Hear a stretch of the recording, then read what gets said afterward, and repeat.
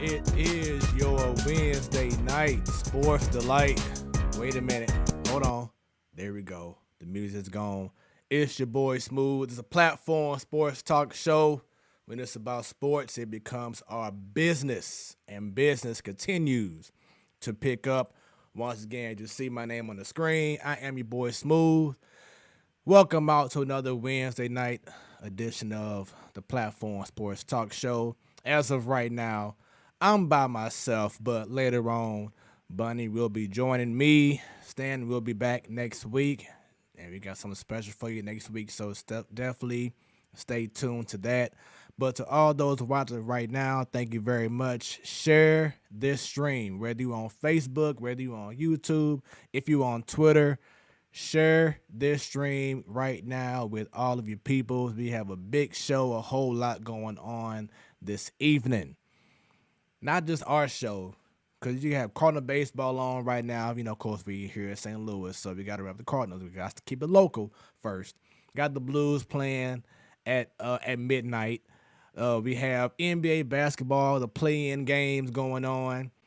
Of course, once again, this show right here. So much going on, and we look forward to entertaining each and every one of y'all. For those watching for the first time, this show has been going on strong 4 years strong, y'all. Every Wednesday, consistently, y'all give me another but just jewels, great conversations, great guests, and it does not stop there.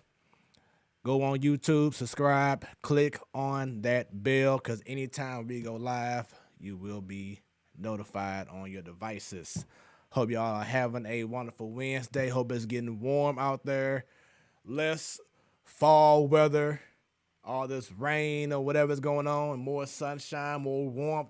I know here in the Lou is going to be like 80-something degrees the next few days. It's about to get real hot up in here. Like the Cardinals, like Arenado. It's getting hot. So, once again, go ahead and share with all you people. Let them know about the Platform Sports Talk Show, because we have a nice, spicy show for each and every one of y'all. So, that being said, don't be shy. Also, leave some comments on what the show is all about. Not just about us talking. We want to interact with each and every one of y'all. So leave them comments on the screen. If you're on Facebook, you have to make sure that you leave comments under the Platform Sports Talk Show page. If you leave comments under anybody else's page, if they sharing the stream or whatever it is, we can't see it on our screen.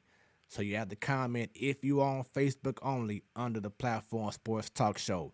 Let us know your thoughts on whatever we are talking about, sports related, something that we haven't discussed that you want to go ahead and bring out. Do not hesitate.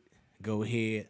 Leave them comments. Let's have a good time on the Platform Sports Talk Show. Without any further ado, we're going to go ahead and get everything going locally. Talk about some Cardinals, talk about the Blues right now with our hockey and baseball expert / insider / the homie, Joe. For Joe knows. Joe, what is happening? Hey, not much. Just excited for baseball and Blues hockey tonight. There we go. Let me go ahead and make sure I add. There we is. There she go. All right, y'all see she rocking the Blues jersey. And then for those like, wait a minute, I thought this was like a shuffle on the loop. Yes, she is a fan of the Houston Astros. So do not be alarmed, but she loves St. Louis baseball. She loves St. Louis as a whole. So make sure y'all show love in the club tonight.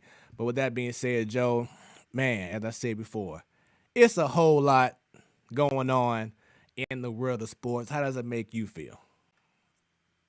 Excited. It's everything starting to feel a little more normal, especially now that the Cardinals said they're going to go full capacity here soon. So things just starting to feel normal. Just really happy. Yeah, and they just announced today that the Cardinals starting on June 14th against the Miami Marlins. They will be having full capacity. Do you have any concerns, Joe, when you step into Busch Stadium and it's going to be full capacity and more than likely no mask at all? Not for me, really. I mean, vaccinated or not, people, for one, you're telling me right now every single person at Busch Stadium got the vaccine. Like it's silly, like people are gonna lie about it, but I mean, also it doesn't prevent you from getting it. So, it's nice to get it, but I'm not concerned about it. I'm just happy to get things back to going normally. Yeah, and it just looks like to me that what the CDC is doing, and these stadiums, arenas, etc., is they're putting the pressure on people to be responsible. Pretty much, Yeah. if you know you ain't vaccinated or whatever, be smart, wear a mask. If you are vaccinated, you should be good to go. But you know, pretty much it's going, like I said a few weeks ago, it's going to be like that. Who's the strongest? Who you know, if you are taking care of yourself, it's going to show. Pretty much, they're going to put the responsibility back on you to make sure that you're taking the right precautions. And if you get sick, that's on me. It's going to be on you because you didn't do what you should have been doing. That's pretty much what the CDC is pretty much saying. Yeah. They ain't gonna say it flat out, but that's pretty much what they're saying and doing. Yeah. Yeah. Like we got a this thing we do every year. It's called Song for Soldiers. It's for veterans and stuff like that.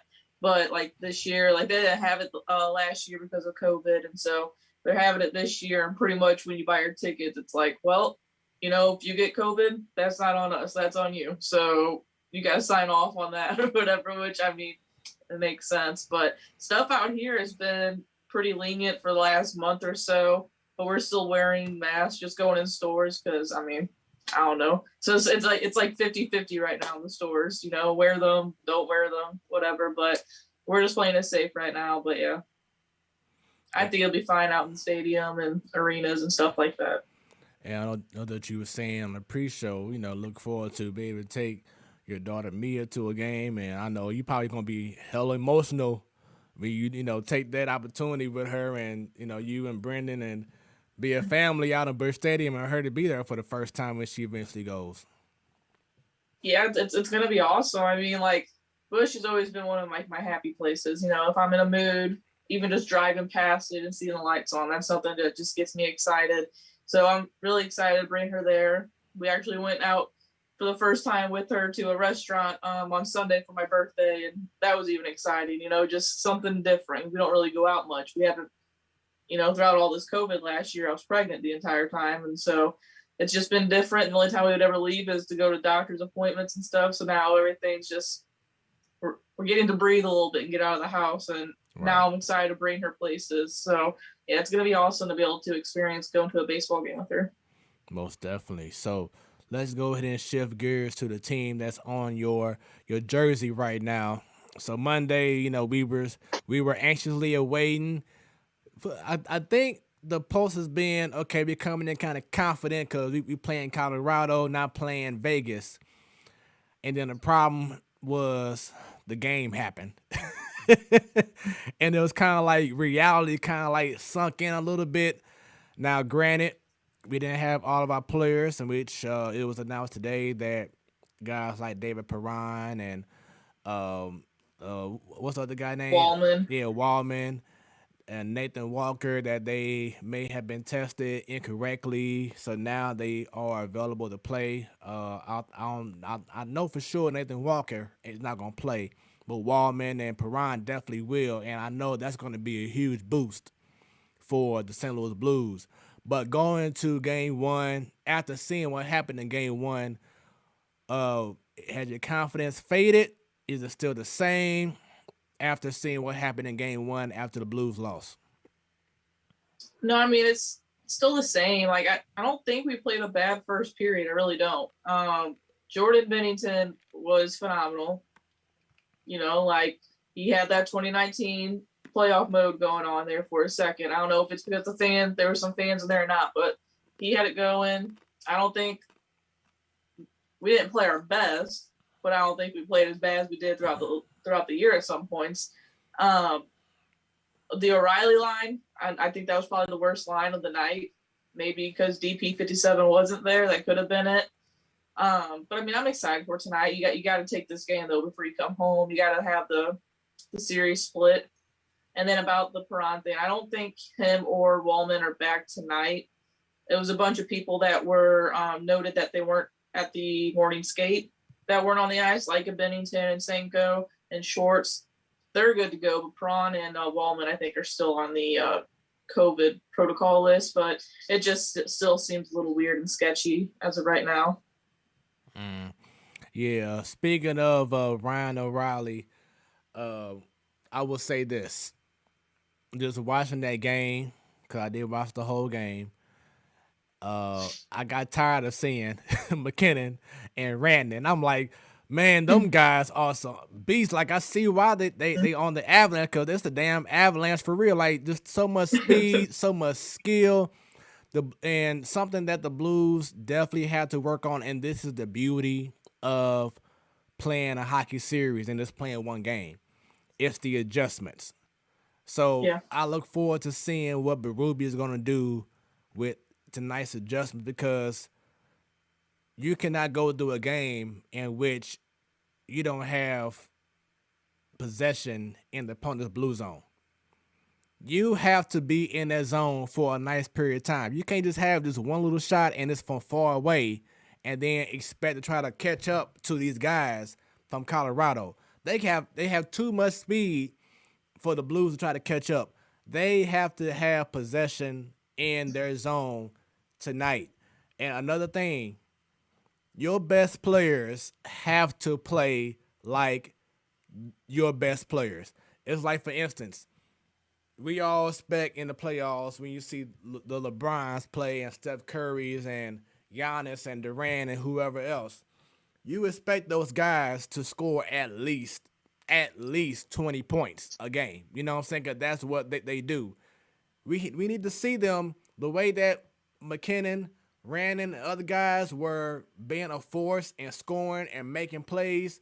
We have to see that from the Blues' best players, and it starts with our captain, Ryan O'Reilly. Hopefully, we'll see what happens with Perron, but we need to have that O'Reilly that scored, those crazy goals a few weeks ago against Colorado, where he just went berserk and he just willed the team to win. In the playoffs, you have to have that will and say, you know what, bump it. I'm taking over. I'm the best player on this team. They're gonna just be on my back. That's what this Blues team needs in order to beat a Colorado team.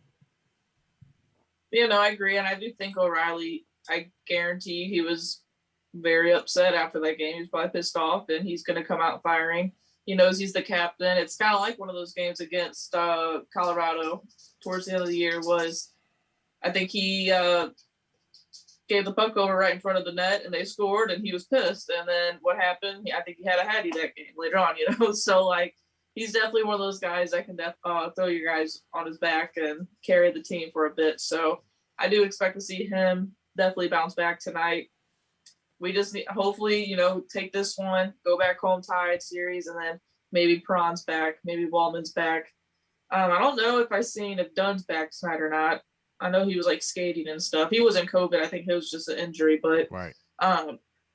Yeah, I mean, it's got to be gritty. Got to be the gritty Blues. I know one thing that I was telling Brendan, I miss Sundqvist. He's that guy I miss. He's that guy we need, Yeah. As you brought up Dunn, I was thinking about other guys too. And shouts out to Miss Williams. She says, hi, Fred. Hi, Joe. For those who missed it, Bunny will be joining us later on, so do not be alarmed. And then Stanley will be back next week. Jerron Sutton, and yes, totally correct. The Blues need to shoot more, but my thing is, don't just shoot more when you're like 20 feet away from the goal. You need to penetrate. Penetrate, and because the goalie from the Avalanche is not better than Bennington. But the problem is we're not pressuring him enough so he can prove our point. He's getting these easy little. I know Tarasenko had a good opportunity. I know Ryan O'Reilly had a good opportunity early in the game, but they didn't make their. They weren't really on point with shooting the goal into the net, whatever. But that goalie from Colorado, he's not as good as Bennington. But Colorado is so fast, and their defense is so aligned, so it makes it hard for you to have enough time to possess the puck and make plays. The Blues need to find a way to get into that zone. Jerron says they playing too passive because they don't have a way of getting into their zone. They need to find a way to get into the zone that will create opportunities, that will expose Colorado's goalie. Until they do that, they're going to be in trouble. And then when they shoot one shot and it deflects off a defenseman or off of someone from Colorado's off to the races, and you can't catch up to them. So the Blues have to have more possessions, but they need to get into the opponent's blue zone and wreak havoc like they did in 2019, in which Pat Maroon, you know how he was, with the Blues. You see him last night? Talking about the bye chicken. So, we need someone to step up to the plate, in which I want to bring up Kim Klaus. What was it? I'm sorry. Is it Clem Costin? Is that his name? Clem Costin. There we go. Clem Costin. They say he's a big body dude. He's exciting. Maybe he may. I don't think they said anything about him playing today, but maybe someone like him eventually in this series. But you just need some guys just to get into that zone and just wreak havoc and be a presence. And we have to control the puck more than what the Blues have done. Yeah, and again, like Drama saying, was like the shots on net. Just need to get the shots on net.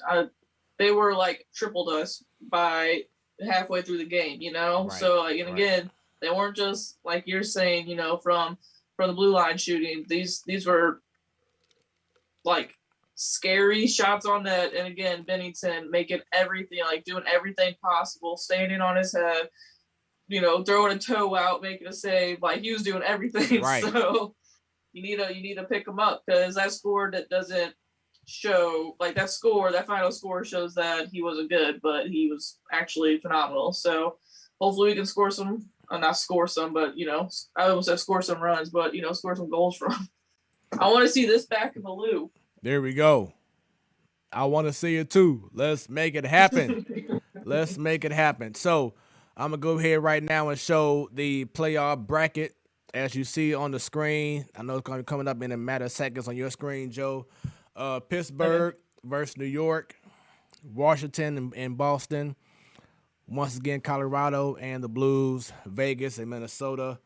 On the other side, we have Toronto, Montreal, Edmonton, and Winnipeg. Now, isn't that amazing that they haven't played yet? Everybody else has played at least 2 games by the end of today. But in the whole Canada division, they just wrapping up their regular season. Ain't that crazy? Yeah, I thought that was quite silly. Like, the teams that were playing weren't even in the playoffs, so I feel like it was kind of pointless to have these guys play. It was just weird to me, but whatever, I guess. Then you have Carolina and Nashville, Florida and Tampa Bay. In regards to these series, Penguins and Islanders, they are tied at 1. Capitals and Bruins also tied at 1. Hurricanes and Predators, Hurricanes right now 1-0. Hurricanes up 1. Panthers versus Lightning, the defending champion Lightning. Lightning up 2-0 already. And I believe Panthers got number 2 seed, Lightning number 3. So that's gonna be an upset. Once again, Blues, Avalanche up 1-0. Golden Knights and the Wild, and that series is tied at 1. Once again, no games yet for those teams out in Canada, but NHL hockey is here. It's on and popping. And we definitely look forward to some exciting hockey. Besides the Carolina-Nashville game, which it was close the entire time until the 3rd, I think, all the games have been really close. All the games, there's been like 4 or 5 overtime games already. So it's been exciting. Me and Brennan were saying, with baseball coming back, we haven't been like completely honed in on hockey like we usually are, because like baseball's like feels a little more normal this year, but we would have it on some playoff hockey on in the background. And like that Tampa Florida series, those guys were fighting like the entire game. Like they could hardly drop the puck before they start fighting. So yeah, that's been really exciting. It could honestly be tied 1-1 or Florida 2-0. So it's been really good. What are your thoughts on the end of the game with the Blues and the Avalanche, with the Blues, pretty much starting the fight and everything? Do you think that that's a smart move by the Blues? Because I know that in 2019, other teams wanted to start those fights with us, and the Blues were like the better men and was like, okay, yeah, we got y'all rattled. So now next game, we gonna get y'all, mindset taken, whatever. But now the Blues are like the aggressor and trying to start the fights. Is that a good thing that we're doing? I mean, if I remember, I think Benner did that earlier in the year, and it got him going a little bit as a team. So why not? Shoot, we fight each other in 2019. We go on a roll. And I mean, I like seeing it, and I like seeing Shen and Landeskog fighting in the first period. Shen was like pushing the ref out of the way to go fight him. So I think that's something that really fires the Blues up. Interesting. We shall definitely see.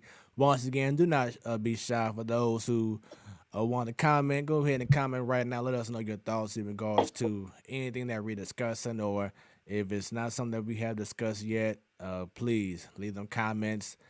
We got y'all covered. We're going to definitely interact with each and every one of y'all on the platform Sports Talk Show. Now, let's go ahead and shift gears. Talk about baseball. Cardinals, they won last night. Had a interesting road trip going to Milwaukee, winning 2 out of 3. And then they went to San Diego. You didn't have Tatis. You didn't have Hosmer. You didn't have Profar. And they got swept. And one of the biggest issues that we have seen, and something that you have alluded to, Joe, which was one of your biggest concerns, was pitching. And a lot, and I mean a lot, of walks. With you being a back catcher back in your heyday, in your prime, and the whole nine, what do you think, just from your perspective, is the reason why this team is having such a hard time with location this year? It could be like what a lot of people are saying throughout the league is they're throwers and not pitchers. They're overthrowing everything. I noticed that when Hicks came back, and he's just trying to, do the whole 102, 105, just throw gas, and he can't control anything. Hicks walked a lot of people when he was up here. Reyes has gotten lucky a lot of times because he's walked a lot of people too. We got a lot of flamethrowers in the bullpen, and I think that's the main thing is they're just trying to throw as fast as they can, and that's that. I don't get it because I think on Sunday Night Baseball they were saying that we've already passed up as many more walks than we had altogether in 2011. Yeah, and it's really frustrating to me. Especially when you're in the bullpen, like you already warming up. Then you get out here, and then your first 4 pitches are balls. It's like, come on, y'all are professionals. What is going on with y'all just walking guys? It doesn't make any sense. To me, I feel like, is it a mechanical thing or is it a mental thing? I think it's a mental thing. Like there's no reason for it to be a mechanical thing now. It's May. We're midway through May. So the heat started to come. It's summertime here soon. Like there's no reason. They've had all their time in spring training and about 2 months now of just pitching in real life, fast-paced games, and they're still doing it. So I don't know. A lot of people have been like this throughout the game, though. Like obviously the Cardinals are the number one that we look at, for one, because they're our team, and two, the numbers are bad walk-wise. But like even Kevin Pillar, he got nailed in the face the other day too. Oh my God, his face looked terrible. Hold on, how did Bryce Harper? Hennessy's ball was thrown like 4 miles per hour faster, not a freaking scar on his face, nothing, not a bruise. But then Kevin Pillar just looks like a completely different person. I mean, completely. I mean, you talking about like Gonzo. Yeah. Like that's how bad it was. And with that being said, we definitely need to see about pitching before the trade deadline. We know that the deadline is like in August or something like that, July. But July. And man, if we can get Max Scherzer, because the way that the Nationals are looking right now, they ain't gonna be going to the playoffs. It's gonna be the perfect opportunity to bring in a Max Scherzer and of course some bullpen guys. But getting Mad Max, you talking about a great story right there. If you're able to acquire him via trade, that would definitely put us over the top in regards to the pitching staff right there. Yeah. Hi, Hey, Bunny. I just saw Bunny. She's on the road. What's going on, Bunny? Put me out there. Don't say I'll be late, but I'm here. What's up? What up, Joe? Now, see, people, we don't want to be responsible. You know, we don't want to say, hey, Bunny, how's it going? All of a sudden, you know, something crazy happens. So we're trying to be responsible for you being on the road and trying to talk at the same time now. So be careful, Bunny. That's all we're saying. Be careful. I feel y'all 101% because I love my life too. Right. Hey, if you can, Bunny, turn your phone sideways. I'm going to try this way. Give us that Rigging landscape. There we go. There we go. I'm rigging it because I got to keep it on the charger so I don't die while I'm talking to y'all. Let me see. This way? Can it stay up? We'll do it this way. There we go. Showing off that sunroof. She flexing right now, Bunny. I mean, Joe. Hey, it's no rain drop for real, just a little fake rain. I'll say that, but it's not roof open. Look at her, big flex. You know what, Bunny? Ever since I had my truck in November, you know, I had the panoramic, but I've never like closed the cover part. Like, you know, of course the actual sunroof, I don't keep it open all the time, but I don't have the cover part.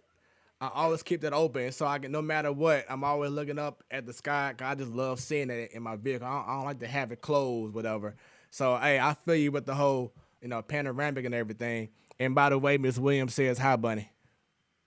Hi, Miss Williams.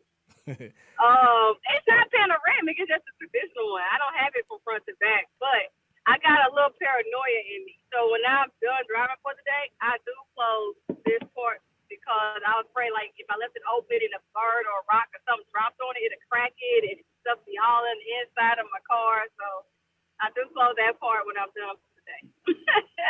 Gotcha. And I know, Joe, you and Brennan just had a new vehicle too, right? Yeah, I'm trying to think about when I was about 6 months pregnant. We're like, you know what? We paid off our other car. Both of our cars paid off. Let's trade this in and get a family car. So yeah, we got a family car and I love it. That's what's up. I'm right to the family car. Bless y'all heart. You have a sunroof also? No, we don't have a sunroof. Our old car used to, but I got heated seats, and that's all that matters. Hey, got the heated seats. Wait a minute. How about that remote start? You got that? Remote start, push to start, heated seats, Bluetooth. Big flex. I like it. Okay, all the bells and whistles. Okay, all the bells and whistles. Everything but a sunroof. Big flex going on the platform, Sports Talk Show. Can I pose a question to you all? Yeah. I don't know, again, where you all are in the conversation before I interrupted, but this is for any sport. So y'all know how the NBA just did their Hall of Fame induction on Saturday? Right. And, of course, Kobe Bryant, not considered posthumously, or is it? Because he was dead before he got voted. So, yeah. Do y'all think that they should make a Hall of Fame group just for instant instead of waiting 5 years? Like, or that now it's 3 years in the NBA, but like NFL, MLB, all that. Do you think everybody has to wait that traditional 5 years, or should they have like a group for instant Hall of Fame and then everybody else wait the 5 years? Man, because I can't recall, Joe, and help me out, but I can't recall like a prominent Hall of Famer. Like, I ain't trying to put no bad, nothing on someone, but let's say, for instance, Derek Jeter, okay? Let's say he retired, and then like next year, that next year he died all of a sudden. Would he have been in the Hall of Fame that same year that he died? And do you think that Major League Baseball should do that? I would say, yeah, they should. But MLB has always been kind of weird in regards to the Hall of Fame inductions and stuff like that. Joe, what are your thoughts on that? I'm not sure. Like, I think Kobe is just he was a different breed. He's an amazing person and this and that, and that's why it was, I think that's why he was voted in a lot earlier than he should have been or whatever. But I mean, there's some people you just know they're going to be in it though, like why wait? So I don't know. I'm like in between on it, honestly. Okay, like somebody like Albert Pujols, which again, even if he retires this year, wouldn't this all the stats he has, he would qualify to do instantly, right? Based off of Albert's numbers. Oh yeah. Yeah. So, and it's just only because I was thinking about 2016 that was his last season, right? Yeah. So why wait the years and you don't have to measure his stats against other people that are coming after him. He surpassed so many, so it should be like a no-brainer. That's why I was thinking also, when it comes to Hall of Fame voting, it's not done by the league, like NBA, NFL, MLB. They're not the ones. It's a whole separate entity organization that does those Hall of Fame inductions and gives people the nominations for it. So it's two separate groups. I know you said MLB is a little different, but that's a separate group of MLB, I guess, private people who does the Hall of Fame, not actual MLB itself. Yeah. And for those watching this show, give us your thoughts on that. Should all leagues have someone who, recently passed away who will be a surefire Hall of Famer? Should they go into the Hall of Fame right away? Give us your thoughts. Leave comments. Don't be shy. Let's interact with everyone on the platform Sports Talk Show.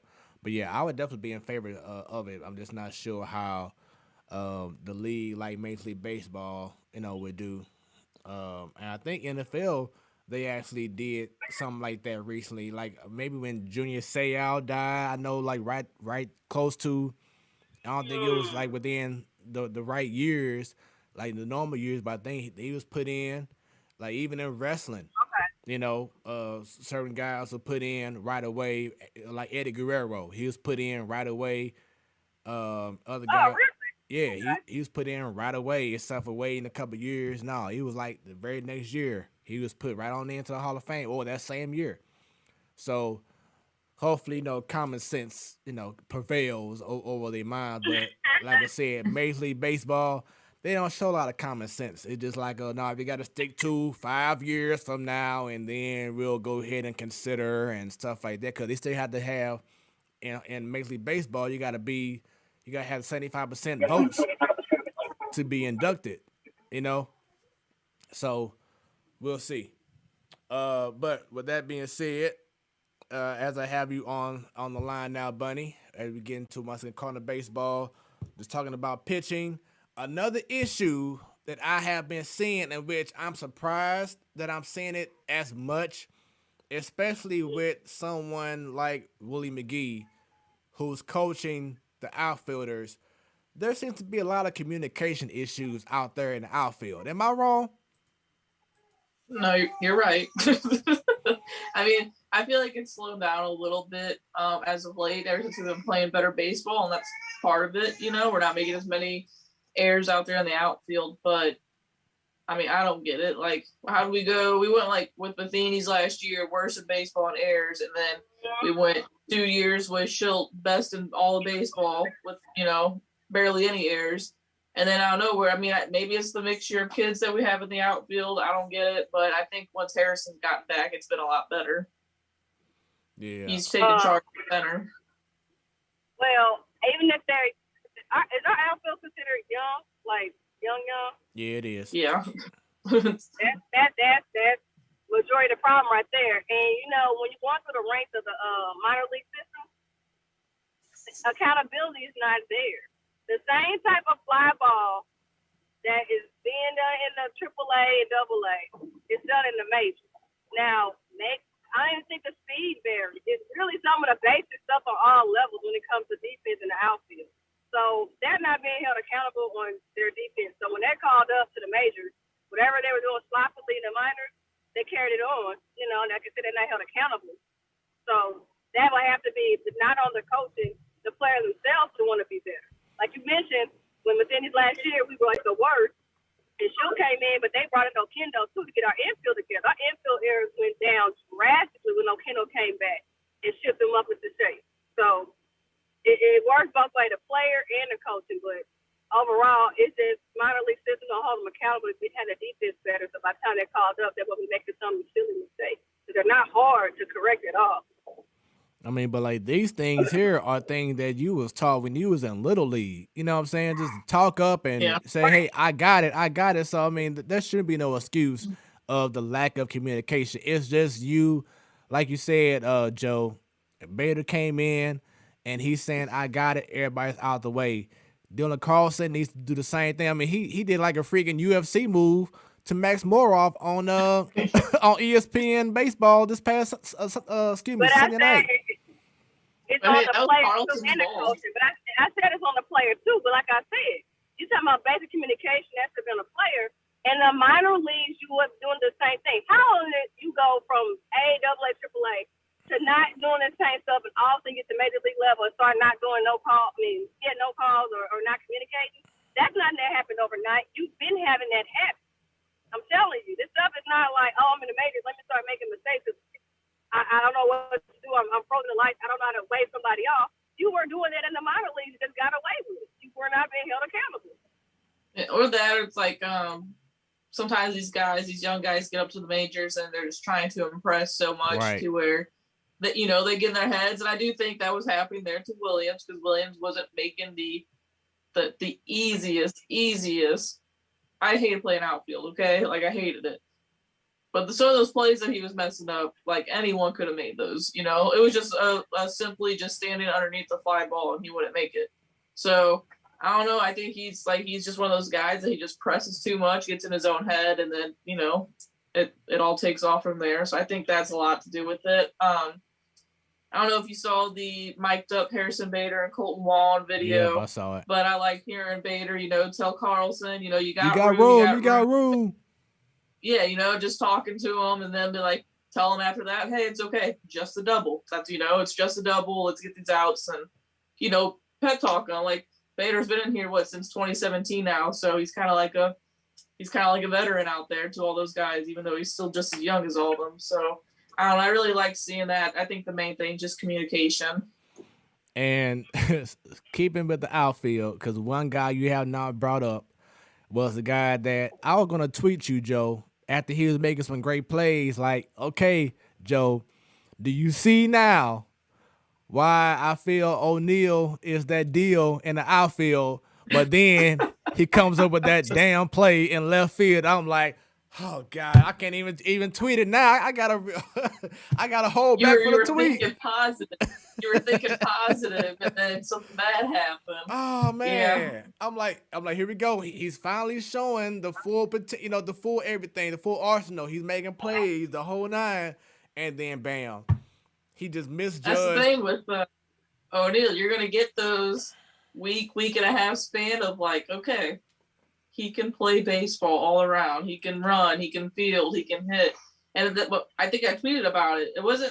It's not the home runs he hit that I love. It's whenever he just, a little opposite field base hit. That's what I like seeing from him, because that shows that he's making adjustments. But he'll do that for a couple days to a week, and then after that, it's all downhill. And now he's out with a broken finger. So, that is my issue with him and Paul DeYoung, is that they both they have so much great potential, the whole nine, but they are just too inconsistent for me. We need more consistency. It's like a couple years ago when Dexter Fowler hurt his ankle in Pittsburgh. It was like the perfect opportunity for Tyler O'Neill to take over that, the left field, outfield spot, whatever, right field at that time. And then what he do? He got injured. So it's like he can't stay on the field, Yeah. People keep saying, oh, he didn't get an opportunity. No, he's been given an opportunity. He just can't stay on the field. It's just too many of the 2-3 games in a row, you hitting a home run or you hitting doubles. It's all good. But then 3 weeks in a row, you can't hit a ball at all. And same thing with Paul DeYoung. Talented guy. Okay? Defense, I have no problem with. But it's the offense. 1 minute, he's hitting home runs. Like opening day, he hit a home run. He was looking good. Then, 3 games in a row, he's striking out. You can't hit nothing. we just need more consistent guys on this team for us to really be respectable, like a team like the Padres. Like that team there, even without Tatis, they were still Yeah, they were still clowning. they were Yeah, still they were. scoring. You know, because they take good at bats as a team, and they just all around just scary. We have maybe right now two guys, which I just said, O'Neal and DeYoung, that need to show consistency, or if not, it's time to go ahead and say, oh, you know what, we need to make a move to find some consistency to lengthen out the lineup. That's my issue right now. Is we need more consistent guys, and if though, because Bader, I had no problem. He's shown so much more improvement. I'm glad for him. But the O'Neal and the Young, we need more consistency. If not, hey, it's been real, but we gotta find somebody else out there that can bring it every game. Yeah, I mean, it's hard for me to complain about anything about this team right now because we're in first place. 1 through 5, we're doing perfectly fine, I think. 1 through 5, it's been pretty consistent, you know. Eddie, Carlson, Goldie, Nato, and now have Molina back. And even Bader right now, he's been pretty consistent since he's come back. So, I mean, I'm not worried about 2 guys, maybe 3 guys in the lineup, you know. Like, I think it's going to be fine. The Padres series, honestly, we lost because we walked too many people. You know, like that's what it is. Well, you know, wash your hands off, get over it, and that's that. You know, like I still think we're just as good as a team as the Padres, honestly. So, we beat ourselves. I don't like saying that, but we beat ourselves. And again, like 1 through 5, I think 1 through 5, we're just as good as any other team in the league right now. So, I ain't worried about it. But like I said on Twitter, I would like to have one of those outfielders, you know, because outfield's been our main problem for the last 3 years, I guess. And Miss Williams had a comment earlier in regards to the Hall of Fame. She says, I don't see the rationale for waiting to vote someone into the Hall of Fame on any sport. Once an athlete's career is done and they're done as much as they're going to do, they should be eligible. And well, I see for some, because if you're not sure if their stats are going to be beaten in the next 4 years, or 3 to 4, I can see that, because some people are on borderline. But for some people, we know who are shoe-ins that are playing right now and they're not retired.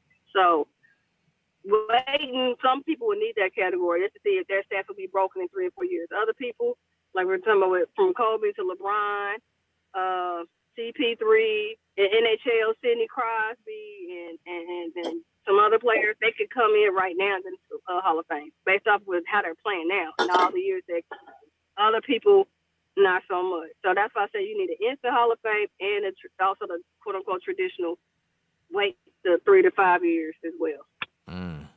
So, speaking of Hall of Fame, this past weekend, it was announced that one Albert Pujols was going to sign with the LA Dodgers. And just seeing him with all that blue on, wearing number 55, it just feels super, super, super weird to see him down in that jersey.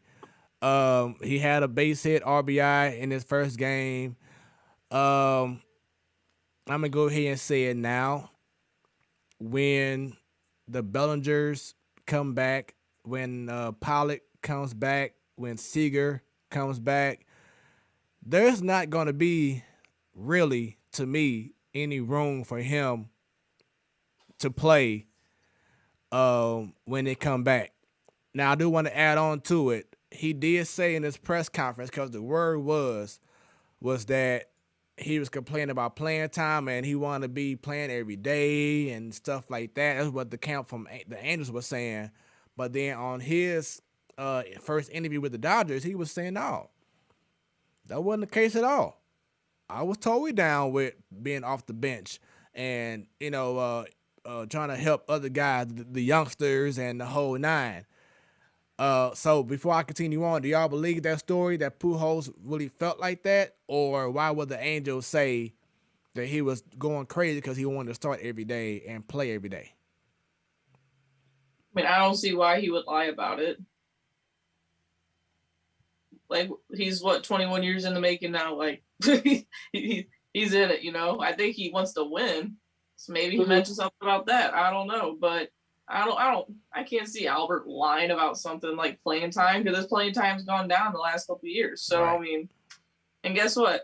Now the best player in baseball is hurt for at least 2 months, and Jared Walsh could be playing in the outfield, and Albert could be playing first base every day. So, and it's still ain't gonna make the playoffs. So right. You know what? So I guess Albert has a chance to win with the Dodgers now. You know, like look, believe it or not, the Dodgers are gonna go on a nice little win streak, and they're still gonna compete in that division. That's just how it always is. So what's messed up? The Angels not gonna go in the playoffs, and they still on the hook for over $25 million to play they don't have, and they can't go get anybody because they payroll's already high, crazy. Yeah. And yeah, shoot, maybe Albert just went up to him and was like, hey, you guys need to start getting pitching, and I want to win a ball game. You know, I want to win some ball games. I want to make the playoffs. You know what's happening. Honestly, so. I think that's what Trout probably told them 2 years ago. Even though he signed that multi-million-dollar deal. Sound like T-Pain. Right. Had that conversation with him. And I believe real soon. Really, Joe. yeah, Bunny. Your phone was kind of going in and out. You sound like T-Pain. All right, is it better? Yeah. Choppy in my bed. All right. You a tad bit choppy. I'm not trying to bite your style. Okay, but T-Pain, I'm not trying to buy his style. I believe Mike Trout has already had the conversation with the Angels organization. So when his contract's up, it's a wrap. I think he's gonna jump ship. So his contract ain't up to what, 8 more years, Joe? Yeah, I can't remember what the heck his contract was, but it's a big one. He messed up. Or he's gonna add demand and trade. He messed up at that. I think 8 more years. And how young is Trout? Trout is what, 20? How old is he? 20 what? I think he'll be 29 in August. 8 more years, you think, and he still won't be close to getting into a playoff, let alone getting closer to a ring. He's gonna wait that long. Yeah, he already 29 years old. Demanding the trade, guarantee you that. He's gonna demand a trade. After you get that money first, then you're gonna go for that ring next. Because he's like, I got the money, and I still ain't nowhere near this. I don't know who the GM of the Angels are, but they need to fix something fast, or they about to lose an all-star player. Yeah, I mean, I don't think, just from watching Trout now for 10 years, I don't think he's one of those guys that's going to demand a trade, because nothing's changed in those years. You know, they made the playoffs in 2015. They've gotten some bats, and that's about it. You know, so I mean. You say you don't think he will, but how many players have we in the past be surprised when we're like, oh snap, they are waiving their no trade clause. Oh snap, they actually got traded, and you know we would think they're gonna be with the organization for years. And it's always not just a player being vocal in the media, but it's their agents that's speaking to the people in the GMs and in the front office, and it's never from the player's social media account or the microphone in front of his or her face. It's just, I'm gonna have somebody else speak on my behalf, or I'm gonna start these rumors, but I want it to come into fruition. So you said about Mike Trout, that may not be his personality. I guarantee most people who play sports are looking to get a championship. If they don't get in their first few years and get that money first, they don't mind going to a team with the less money to go get a ring. And I'm talking about no matter what sport you in. It doesn't make sense after a while. Like, who says I want to go be a major league player just to be that? Yeah, I want to win a championship. That's the ultimate goal. He's 29. The window is getting smaller and smaller. I mean, just bottom line, it's just so much talent that's being wasted. That's unfortunate for the best player in the game to not be able to have the fans of the Angels and just the fans of the game. And yeah, I mean that it's a crime. It's a crime. But I do want to go back to Pujols real quick. So the reason why I brought up about the Bellingers and the Seagers and the Pollocks and other guys is that at the end of the day, I feel like some way, somehow, by September, the Cardinals are going to end up having Pujols on the roster. I see it happening I some don't way, know how somehow. that worked out though, because with whenever we got the update on Twitter and on MLB at Bat app, it says they're in agreement until the end of the year. So A trade can happen still. I don't know. His contract's so weird, so I don't know what can happen, what's going to happen. I mean, I can see next year, which I was completely fine with. I didn't want him this year, but I'd be okay with next year. But I mean, we'll see. You know, anything can happen. Some weird stuff happens in the sport all the time. Man, the Cardinals can always say cash considerations and boom, Dodgers. Okay, cool. Because like I said, they're not going to need him when the other guys come back. He's not going to have no opportunity to play at all, no matter if it's a righty or a lefty. And that's going to be an opportunity where the Cardinals, kind of like how they did the whole Arenado thing. You know, this was like years in the making.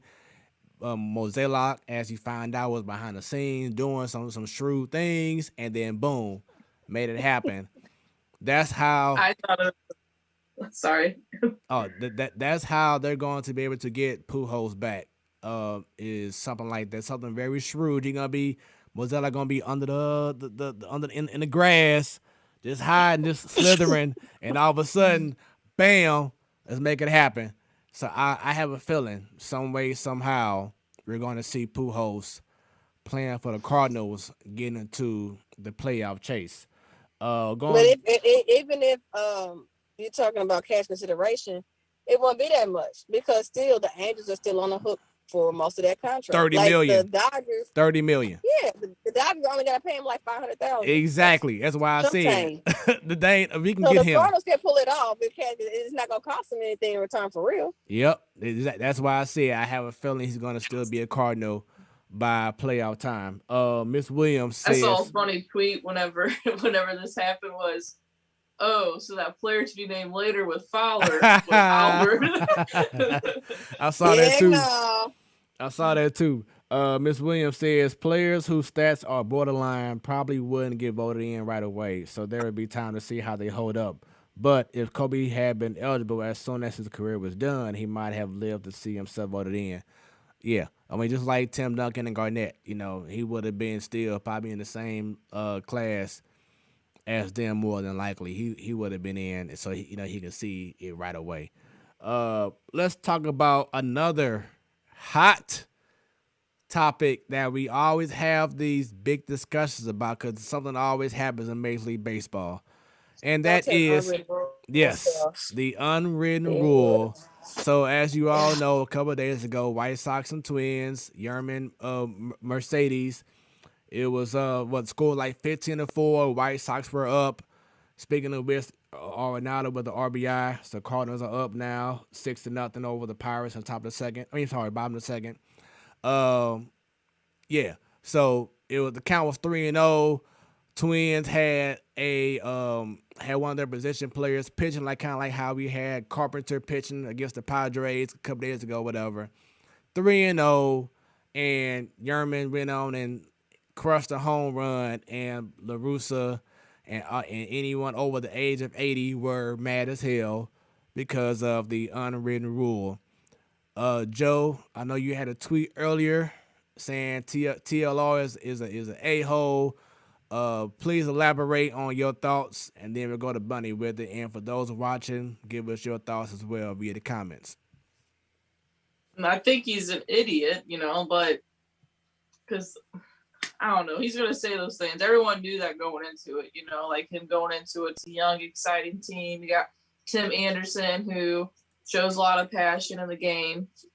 So you knew something this was like we could all tell the future that something like this was going to happen.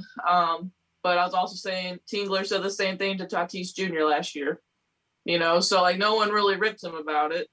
And now everyone's ripping Tony. So I don't know. I just feel like it's double standards there, but it's whatever. I mean, I think it's silly. Go ahead. Hey, Mercedes got me 19 fantasy points that night, so I wasn't complaining. And again, I saw, if you can crush a ball at 45 miles per hour and hit it 400 feet, that's some damn skill right there. So, I mean, it's whatever. And all his teammates are backing him up, He ain't going to change who he is. If Tony wants to say that, he can say that, and he may not have a job by All-Star break. And now that part I don't understand because the White Sox have the best record in the AL. That shouldn't.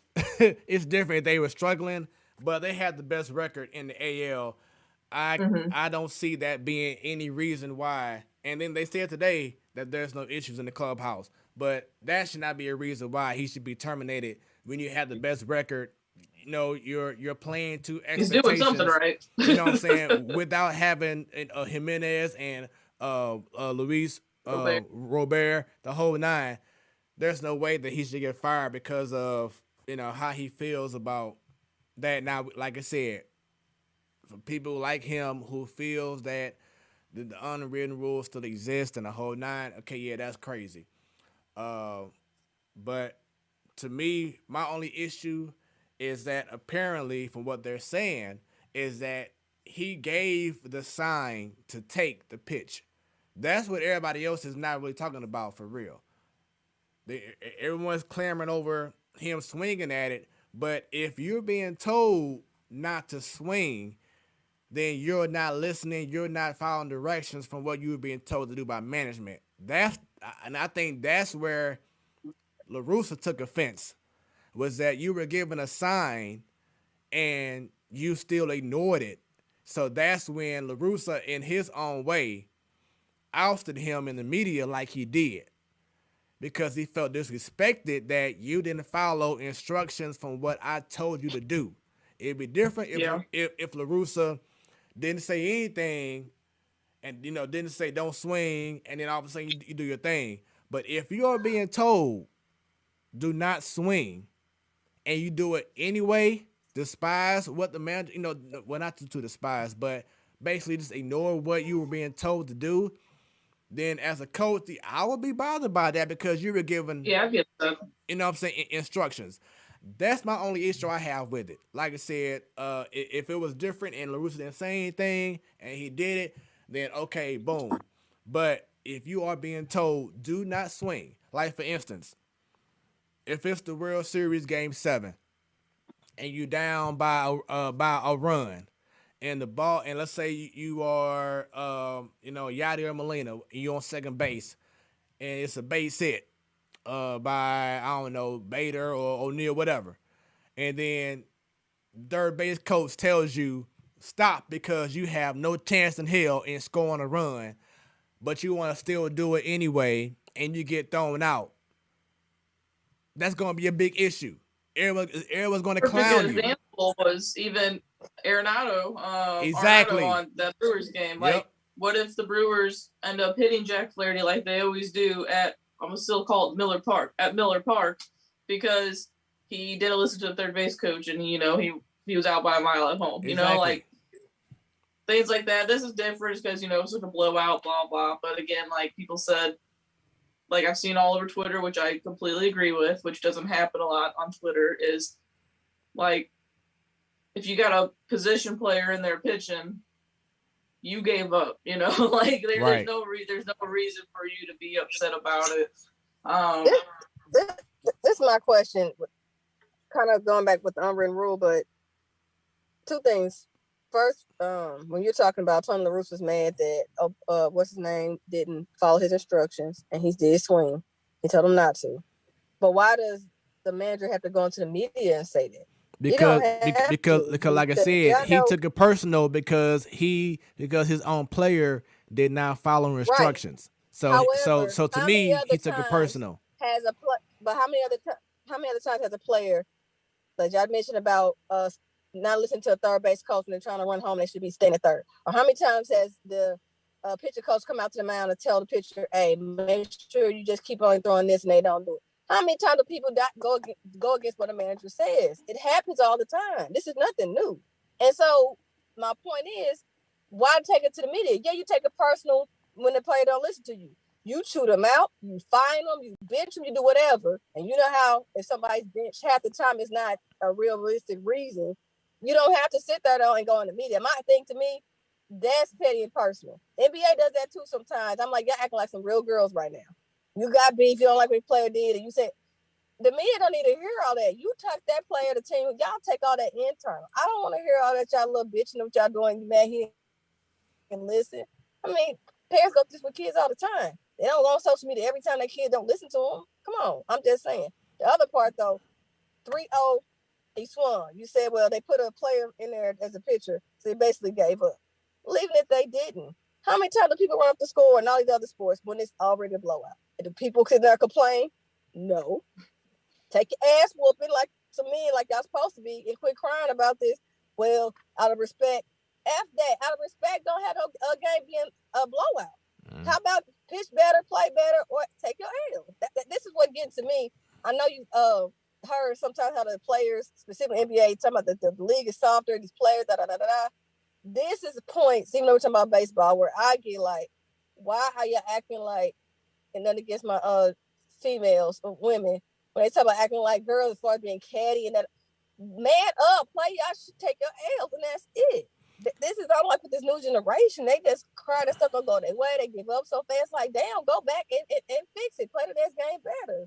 So I just think people cry and bitch too much. So the only response I'm gonna say in regards to the whole LaRussa going to the public, all I'm gonna say is this: it's so easy for coaches, no matter what sport it is. It's so easy for coaches to always say how great a guy was, how great a guy is. You know, he did this, he did that. As you said before about a double standard, how there's a double standard in regards to this, in regards to that. If they are always highlighting and saying how great LeBron James is, or how great Steph Curry was making 8 threes, then why shouldn't they not say, well, I told him to not shoot the ball and he shot it anyway? So isn't that also a double standard that we always highlight? Like babying them and holding their hands. Exactly. But that's the case. You're going to do that every game for your play, and nobody is perfect. Even if you have a 50-point game night, who to say that the coach didn't want the ball to swing more and didn't see other players involved? Who didn't say he wants you to play better defense, even though you had 50 points? Or you sitting there and got 12 strikeouts, and yet still we wanted you to throw more ground balls or something to save your arm. My thing is, nobody does a perfect game. It's rare, let me say that. And so to hear that, the negative part of it, well, he should have done this, should have done that. Okay, maybe not gonna come out on that player every game of what they should have, shouldn't have done. But at the same time, we're not here.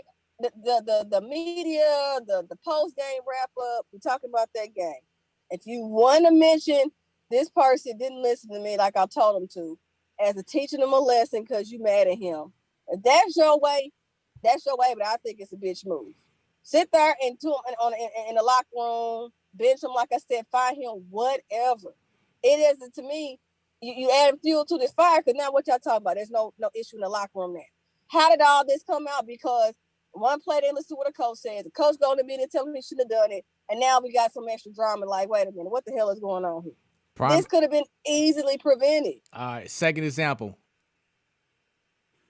During the season, Bruce Arians, head coach of the Buccaneers, he ousted Tom Brady, saying how he wasn't sticking to the plan, or how he wasn't doing this. And everyone had this big hoopla, especially ESPN. Oh my God, is this going to be the end for Bruce Arians already, because he's talking about Tom Brady, and no one talks bad about Tom Brady because that's Tom Brady. That can't be possible. You must be out your mind. But what happened at the end of the season? He was hoisting that trophy.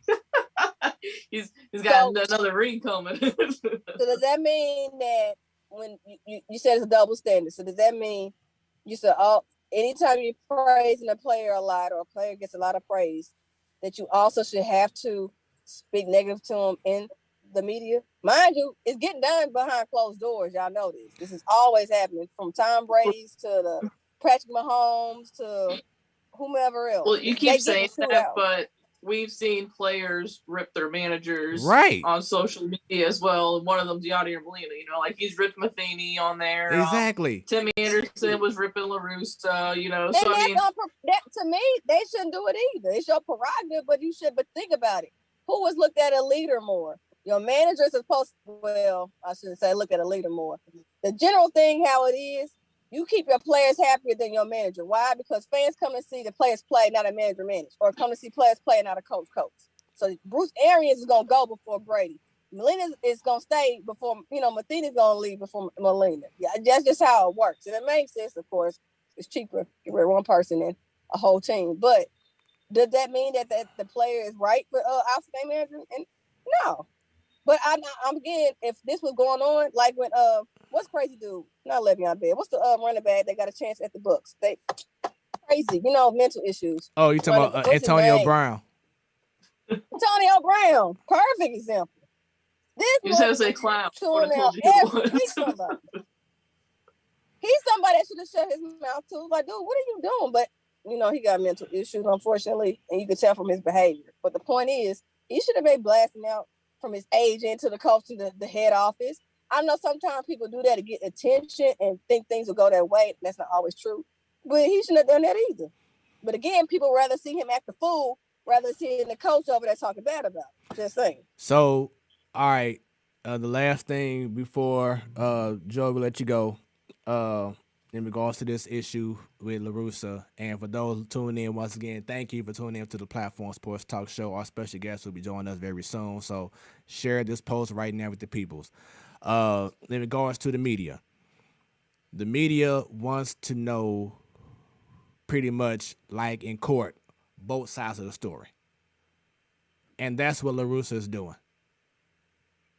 It's been so much of, like Joe was saying, he been praised on this guy and saying all the great things, like with Marcelo Zuna issue a few years ago. How he had the terrible NLCS game and Ben Hockman came on and he said something and Ozuna got in his feelings because he was not highlighting him in a good way. It has to go both ways.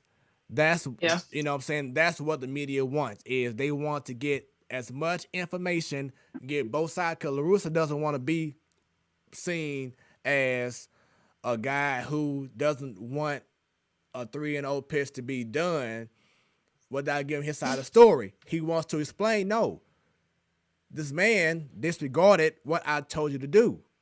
If your boss at a job told you to do something and you didn't do it and something bad happened, what's going to happen? You know what I'm saying? It depends what kind of boss you got. Some bosses will eat it up, and some bosses will hold that employee accountable. And people should already know from his track record, LaRussa, he is not scared of letting his voice be heard. That's what he did all those years in St. Louis. So why in the hell will he change now? That should be the expectation when they sign him. He's not going to hold back. But that's the reason why he's also a Hall of Famer. And that's why he also deserves that respect, because he's been there. And as I said before, your team is the best team in baseball, in the AL right now. Now, once again, the unwritten rule about, just in general, about the 3-0 thing, yes, I totally agree. Forget unwritten rules. You play, the guy came in to get somebody out, so a guy come off the bat to get a hit or a home run. But if you are being told directly by your coach, do not do something, and you do it anyway, then I would be like LaRussa for a minute and say, yeah, I have a problem with that. Yeah, and I will say, like, that should be explained. Like you praise all the good things. Well, okay, it's the other way around. Sometimes it needs to happen. Mm-hmm. Because you're not gonna stand me up in front of my whole team after I gave you a sign, and you still do what you not what's best for the team, what you want to do. So that's where the team is. That's where he shoved up there. But that's why he took it personal. And for him being the guy that he is, you have to understand who you are with, who is your coach, who is your teammate. Like you can't talk to Molina the same way you talk to maybe Tyler O'Neill. You know what I'm saying? You have to know who you are with, who is your leader, who is your coach, who is your, whatever. You can't talk to Kobe Bryant. The White Sox knew who they were paying. Yeah. LaRussa knew he was going to be coaching a young, exciting team. So they both knew what they were getting into. But they still as for like in the AL. The butt whoopings and this and that, and like in high school and select ball, they told us, if we were kicking some teams' butt, then like in softball, if you leave the base early to try to steal, then the umpire can call you out. That's just different between softball and baseball. So our coaches at first base and third base will say, hey, go ahead and take a big lead and just let's get out of this inning. Let's, end this game. And I'm sure, like LaRusse is saying, don't swing and stuff. It's just a respect thing. Like they probably teach you in high school, like I just said, but we're on a major league level. And again, all these sports, how many times do we see the scores ran up, big blowouts, and nobody crying like, oh man, they should have stopped scoring. It's too much money involved. That is why. You know how much point spreads make a difference when somebody can make 1,000 or 10,000? So that thing of, okay, you're getting a bus whip, you don't need to add to it. Unwritten rules, shove it up your assets. No other sport has got this unwritten rule crap. I'm just saying. I mean, on that level that baseball has. Let me say that. Right. It's just a stupid. We wouldn't be having this conversation if we just still dealing with some stupid unwritten rules. The manager of Chicago White Sox is old school minded. Yeah, everybody knows that. We always say he came from the Jurassic Park era. And then you get a younger manager who just like, well, he did what he did. I mean, I'm the manager. I could make the call, but I'm putting my players to do what they think is right. It's up to them. So they'll be held accountable. If you guys don't like it, talk to him. You can easily deflect it that way. I mean, just saying, it's like, what are we talking about here? Did it make or break the ass whooping that team got? No, they still got it, whether this dude swung or not. Last thing I'll say about it is what me and Brennan talked about. Stats matter to these guys. It's how they get paid. Mercedes, at the end of all of it, might get paid a little bit more money because he had an extra home run. You know what I'm saying? So stats matter to these guys, and they need, like that's how they get paid. So, and it matters to the people who bet on these point spreads. Instead of my getting a I worry about those people. I get a whole brand new Maserati. I'm just saying, I need that point spread right in my favor. So yes. Well, it's definitely. I don't know. It's something that happens once a year, I feel like now. So 2021, y'all, come on. If y'all don't take these rules and shove it up your assets and throw it out in the pandemic, throw it in there. Let it all be trash. Jace Tingler did the same exact thing last year. Jace Tingler, a very young coach, did the same thing for Tatis last year and threw him underneath the bus. So no one talked about that as nearly as much as they're talking about this. So it happens every year. It's gonna. We don't have an interesting storyline in baseball. If something else good was going on, I guarantee this would be second nature of us talking about this. It'd be something else. I'm just saying. It's second nature to keep talking about unwritten rules. And it's like, y'all need some more storylines, man. This is getting so old and y'all won't get rid of it. I mean, it needs to die off like this pandemic. I'm just saying. All right. So with that being said, Joe, thank you very much for the conversations. And I hope that you have a wonderful rest of your evening. And let's go Blues and Cardinals. Let's go Cardinals. Let's go Blues. And for me, let's go Stros. Everyone have a good rest of the show and have a great night. I appreciate it. Thank you. All right. See you guys. All right, everybody. So that was our local topics. We're going to get to some more of the NBA talk and NFL talk later. But right now, it is that time. It is the Platform Sports Talk Show, and it's about sports. You know what? It becomes our business. And business continues to pick up. And as y'all see, we get to it, man. We love talking about different topics. The debates are great. But at the end of the day, we still together. We still cool. We still homies. You know what I'm saying? Because that's how we do. We just have a good time with it. We love what we do.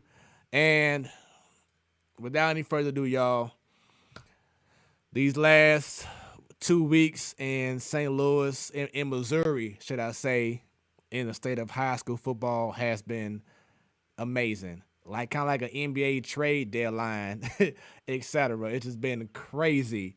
And this man here made a lot of headwaves. He's part of the domino effect. And it's an honor to have him on this show. He is a former standout at Kirkwood High School. He received all conference honors. He's been coaching now coming up on his 11 years. And has about 20 former players who earned spots on collegiate rosters. Well, I want to talk about that and so much more. as of this past weekend, he is now the new head coach of Lutheran North High School. So, Ms. Williams, I know that you may have a lot of questions for him because he's repping for Ed's old school. Everyone, welcome in, once again, the new head coach of Lutheran North High School, Mr. Kyle Wagner. Coach, what's going on? How you doing, man? How you doing? Man. Nice to be on today. Man, I am doing well. It's a pleasure to have you on the show. How are you doing, man? I know so much, man, over the last, few days have been hectic. Just tell us from your viewpoint, how hectic has these last few days been for you?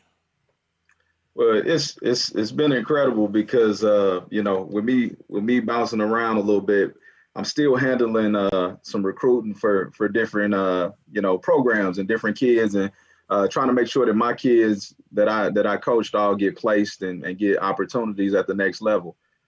So I'm privileged. I actually had a guy commit today to Arkansas Tech, Marcellus Griffin from Ritenour, and then this hasn't been put out yet, but I have another kid that's going to be going to Milliken. Who was a kid that I actually, didn't get to coach, but I did, connect him with some coaches, Lantes McClinton. So he'll get an opportunity to play at the next level. So it's been crazy, man, handling that, trying to staff my program at Lutheran North and, making the connections I need to make and building some of those relationships. So it's been a crazy time, man. It really has. That's what's up, man. And we have a comment already from Jamie Mueller. Says, it's a great day to be a Crusader. Absolutely.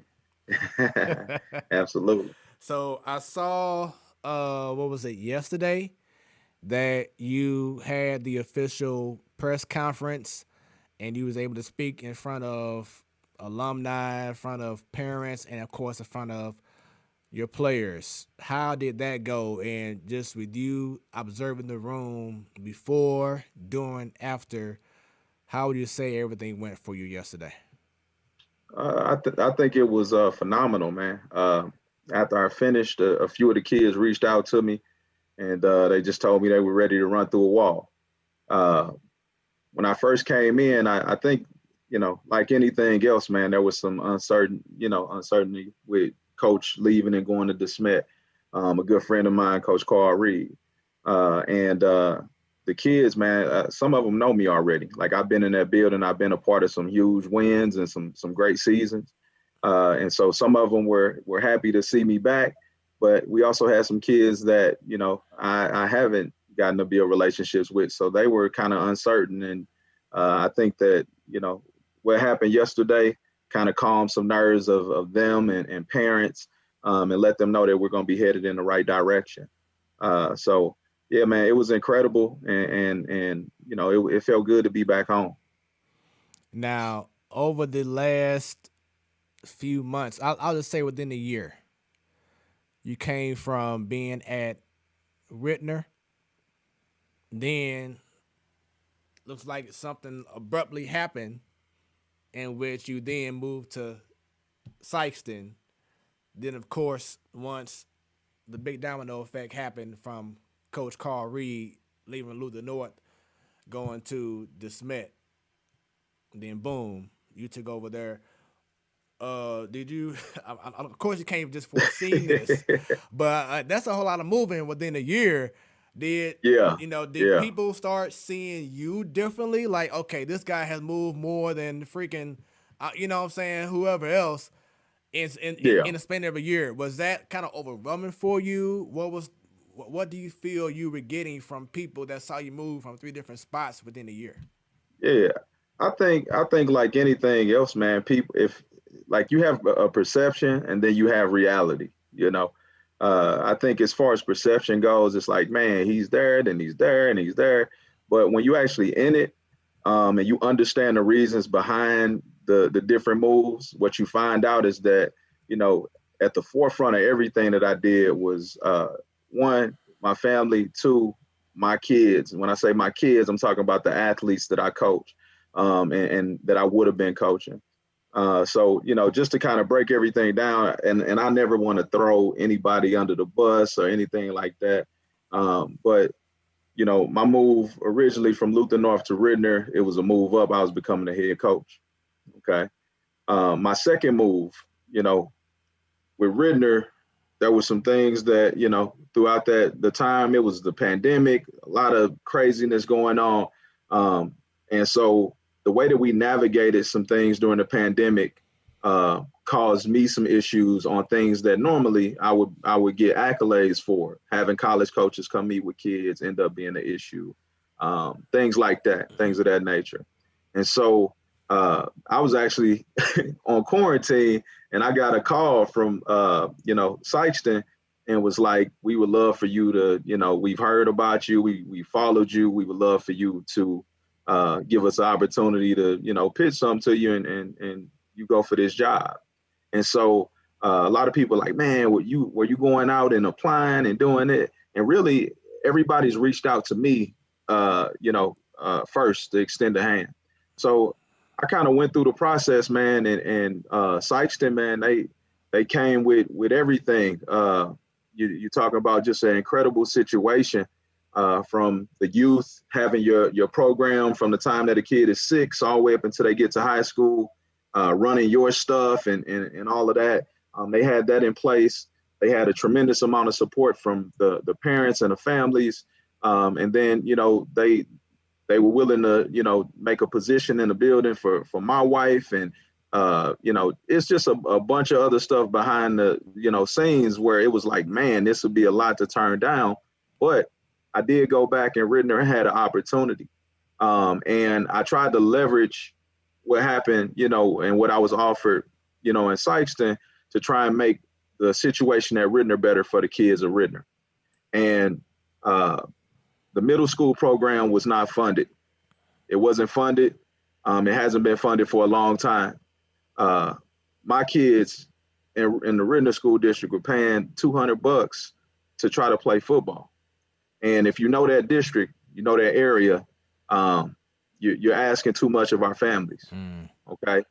Especially when the district, I know, has the money to do it.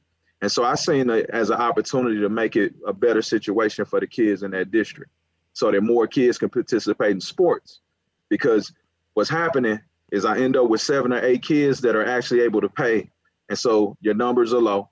But the worst part, the domino effect of that, is those kids that aren't playing sports, they're out doing something else.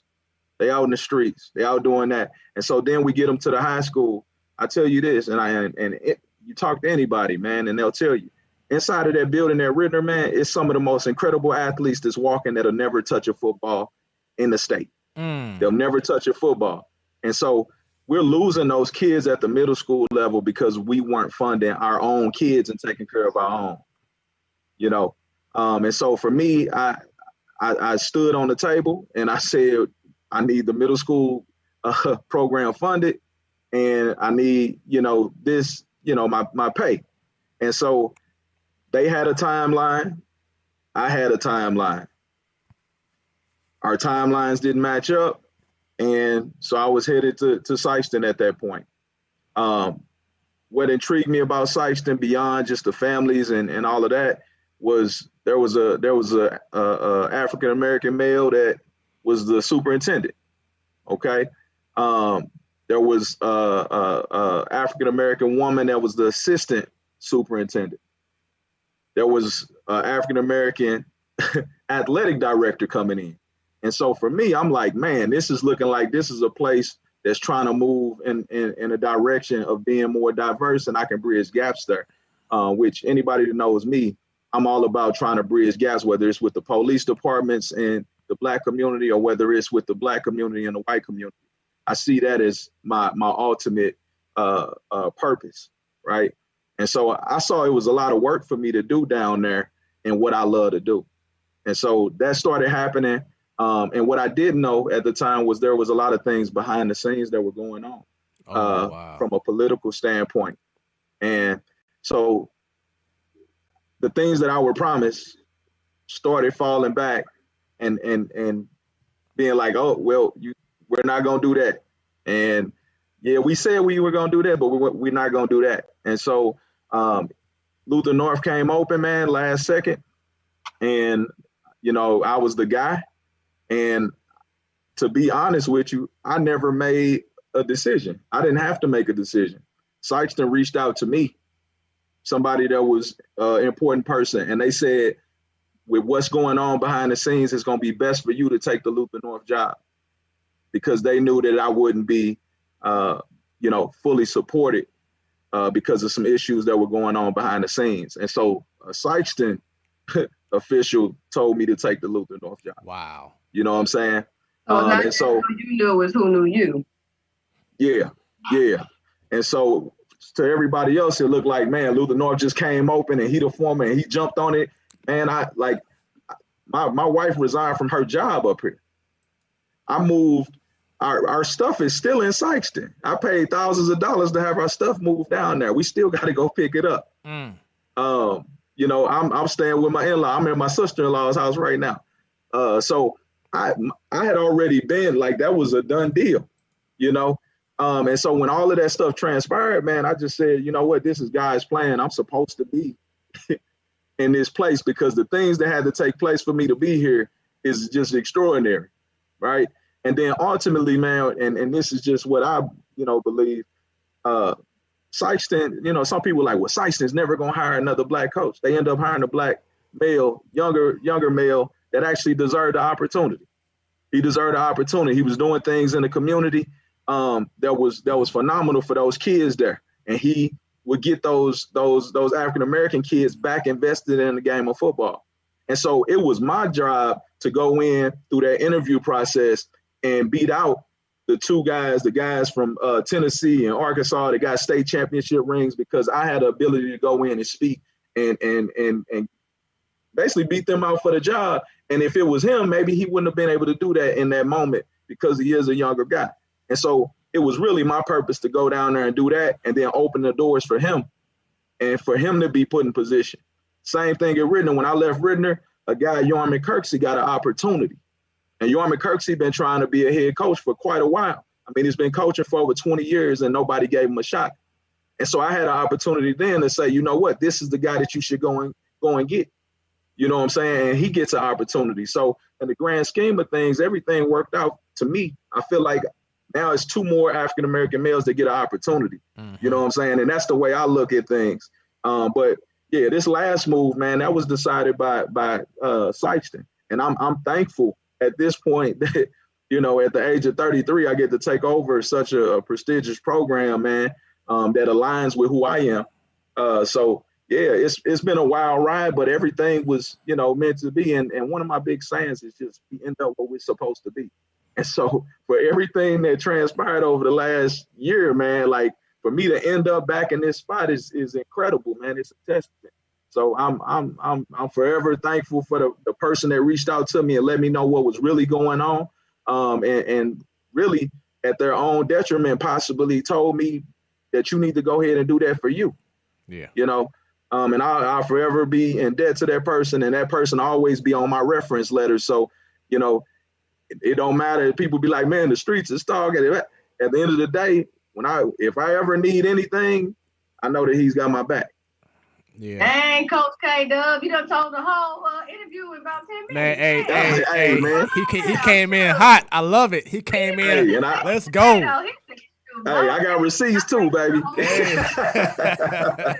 Hey. I myself to you, Coach K-Dub. Welcome. Yeah. Yeah. I mean, he came in like, you know what? Let's go ahead and like dispel all the rumors, the whatever. Y'all gonna know what's happening, and that's what this show is about. Is we gonna get everything out in the open, keep it 100. Let's not get any wrong ideas about what's what, and that's why. Because normally we start our show with guests on a different scale, but I knew that this was so hot because of what's been going on around the state of Missouri over these last 2 months. Last week or two. Speaking. I didn't know it was that hot, y'all. Is it hotter than a center in shirt? Is it that hot? Man, hey, it's serious out here. I know about basketball stuff with coaches circles and all that drama. I mean, football a little bit, but I didn't know it was that like y'all talking about a week sport. It's crazy. This not normal. It's not a normal year. Y'all look like it's a peachy clean. Like I thought I was in a Lifetime movie with shoot. Coach K, that got me beat. Shoot, we need Hollywood right now to write your little script and make your movie come out. Hey, it could be a movie. I told everybody, I said, man, this could really be a movie. It's incredible. But yeah, everything that took place, man, it put me where I'm supposed to be. And I'm thankful, I'm blessed. And you know, when I woke up on Monday and I saw, you know, that I could put on that Crusader stuff and bring it back out, I was happy that I'm, you know, where I'm at. So I'm in a great position and I'm thankful. And if anybody need help with their resumes or how to go through an interview process, I can help you out with there too. And let's talk about in regards to once again going back to this last week, because pretty much everything got started when a former guest of our show, Coach Reid, great guy. People consider him a very legendary coach in the state of Missouri for what he's done for, of course, Lutheran North. And a lot of guys like yourself, you know, you were an offensive line coach for Lutheran North when they won the title, and other guys that he's been around, they have, you know, moved to different places, doing their own thing, like you did at Ritenour, how you was getting things started. Speaking of which, shout out to Damian Mitchell, another former guest of our show, and great interview. He's gonna be coaching with me too. He's gonna be coaching with me at Lutheran North. So he bring him along. So shouts out to him. He says, my guy, hashtag keep working. But let's talk about real quick the influence of Reid. Because once again, once he made that move to go to the SMAC, I was like, whoa, he leaving? And it was like game changer. You know what I'm saying? And like I said, it was a huge domino effect. And it ended up, people who been on this show got affected. And for you to, like I said, take that position, how much of an influence, how much of just that stand power does Reid have for you and for football in Missouri? Well, I mean, Reid that's my guy, man. Like we came into this thing together at U City. We took many beatings at U City and went back to the drawing board. We still joke today. After we would get blown out by some of these teams in West County, we would go and sit in a equipment closet, man, and we would just try to figure things out. And so we've been through pretty much everything from the lowest of the low to the highest of the high when we won the state championship together. We've had times where we didn't speak for a year or two just off of differences, and we needed to grow, you know. And so his influence on me has been incredible. I talk to him probably 10 times a day. You know, I probably honestly talk to him as much as, if not more, than I talk to my wife. So for me, he's a huge part of everything that I do. And you know, while everybody else was shocked, you know, I kind of knew what was coming with that move. And for him, man, what an opportunity. I think that he deserves a chance to be on a large platform. And DeSmet is just that. He's on a large stage. He has incredible, you know, talent there. And so he gets to, you know, everybody talks about him being the CEO and managing and doing all of that. Well, now we get to see if my guy can really coach, because some of the coaches that everybody give credit to, he's going to be facing, you know. And so for him, I just told him, I said, this is a chance for you to grow. It's a growth opportunity. And so, you know, his impact on this game, man, he's completely changed the game. He started off with the edits.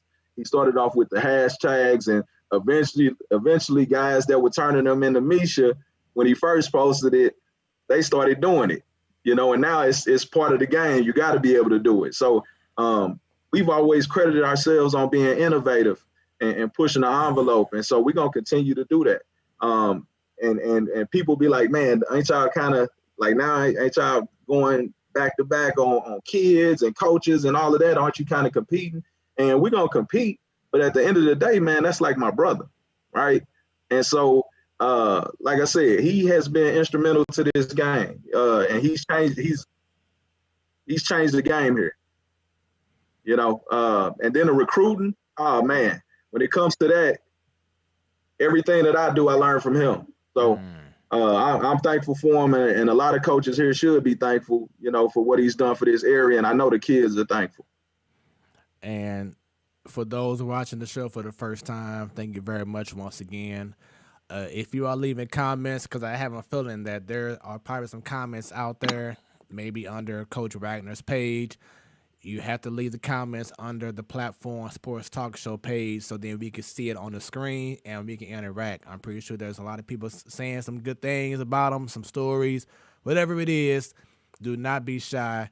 Leave those comments because we want to go ahead and give this man the flowers, and we want to be able just to interact with each and every one of y'all. So if you're on Facebook only, rose bushes, the whole all that, all the green, okay, all the green, okay. Well, okay, all right. Well, not maybe not all the other green, but you know what I mean though. But like I said, if you're on Facebook only, you have to comment under the platform Sports Talk Show. It's on your screen, so no excuses. Coach, got me scared. I'm over here in the crossfire between y'all talking about stuff inside this football world and the football stuff. Who's talking? I'm like, hey, don't put me in the crossfire now. Bunny, get down, Bunny. Hey. But you know, being from St. Louis, y'all already know how we use our city is, so we know what time it is. We gotta run. We gotta go get this thing out the trunk. You gotta call your, y'all know. Oh yeah. Man, it's hot in her for real. I think somebody from St. Louis had to think like this. Go figure. So, Coach, let's take us back to yesterday. Pretend that we are parents or we are alumni, we are your players. Not giving us the whole, of course, speech or whatever, but what is something that people are going to expect for now a Coach Kyle Wagner-led Lutheran North team compared to a Coach Carl Reid's team? Yeah, I mean, I think the biggest thing is the hashtag scholarship high. And what I told, the message I told them and the players and the people in that room is that the scholarships that are had anywhere are because of the players that are there. I said, it's our job, you know, as coaches to facilitate that. And when it comes to that, I mean, if you just go and look on social media, nobody's been promoting their kids more than what I've done in the last year. And I stand that up against anybody when it comes to promoting their kids and promoting their program. I said, so that's still going to be there. Scholarships are going to be had because of the talent of the young men that are in the room that represent our program. I said, but moving forward, you know, my thing is hashtag different breed. And so what a different breed is, that speaks to who you are after football is over as a man and the things that you stand for. And what I'm trying to develop is the person after football is over. All right. We have a former player, Ronnie Perkins, that was just picked by the Patriots. And at some point, Ronnie Perkins will be anywhere between 28 and 35 years old if he's lucky to play for that long. And he's going to have to then figure out what he wants to do in life and who he's going to be. And he's got a lot of life to live at that point. So football is just a vehicle to get us to where we want to get to. But the person that we are is really what's going to determine whether we have success in life. Do you give back to your community, right? Do you have a network? Do you build a network with your brothers? All right. And so for me, I just wanted them to focus on something else bigger than they self. I want you to connect with the guys that's in this room, because the ones that came up and sat in that front seat, the former coaches, the owner of the Houston Astros, Bill Lamont, who the field is named after. That's what you want to do. You want to aspire to be in them seats, giving back to your community, giving back to the North County area, right?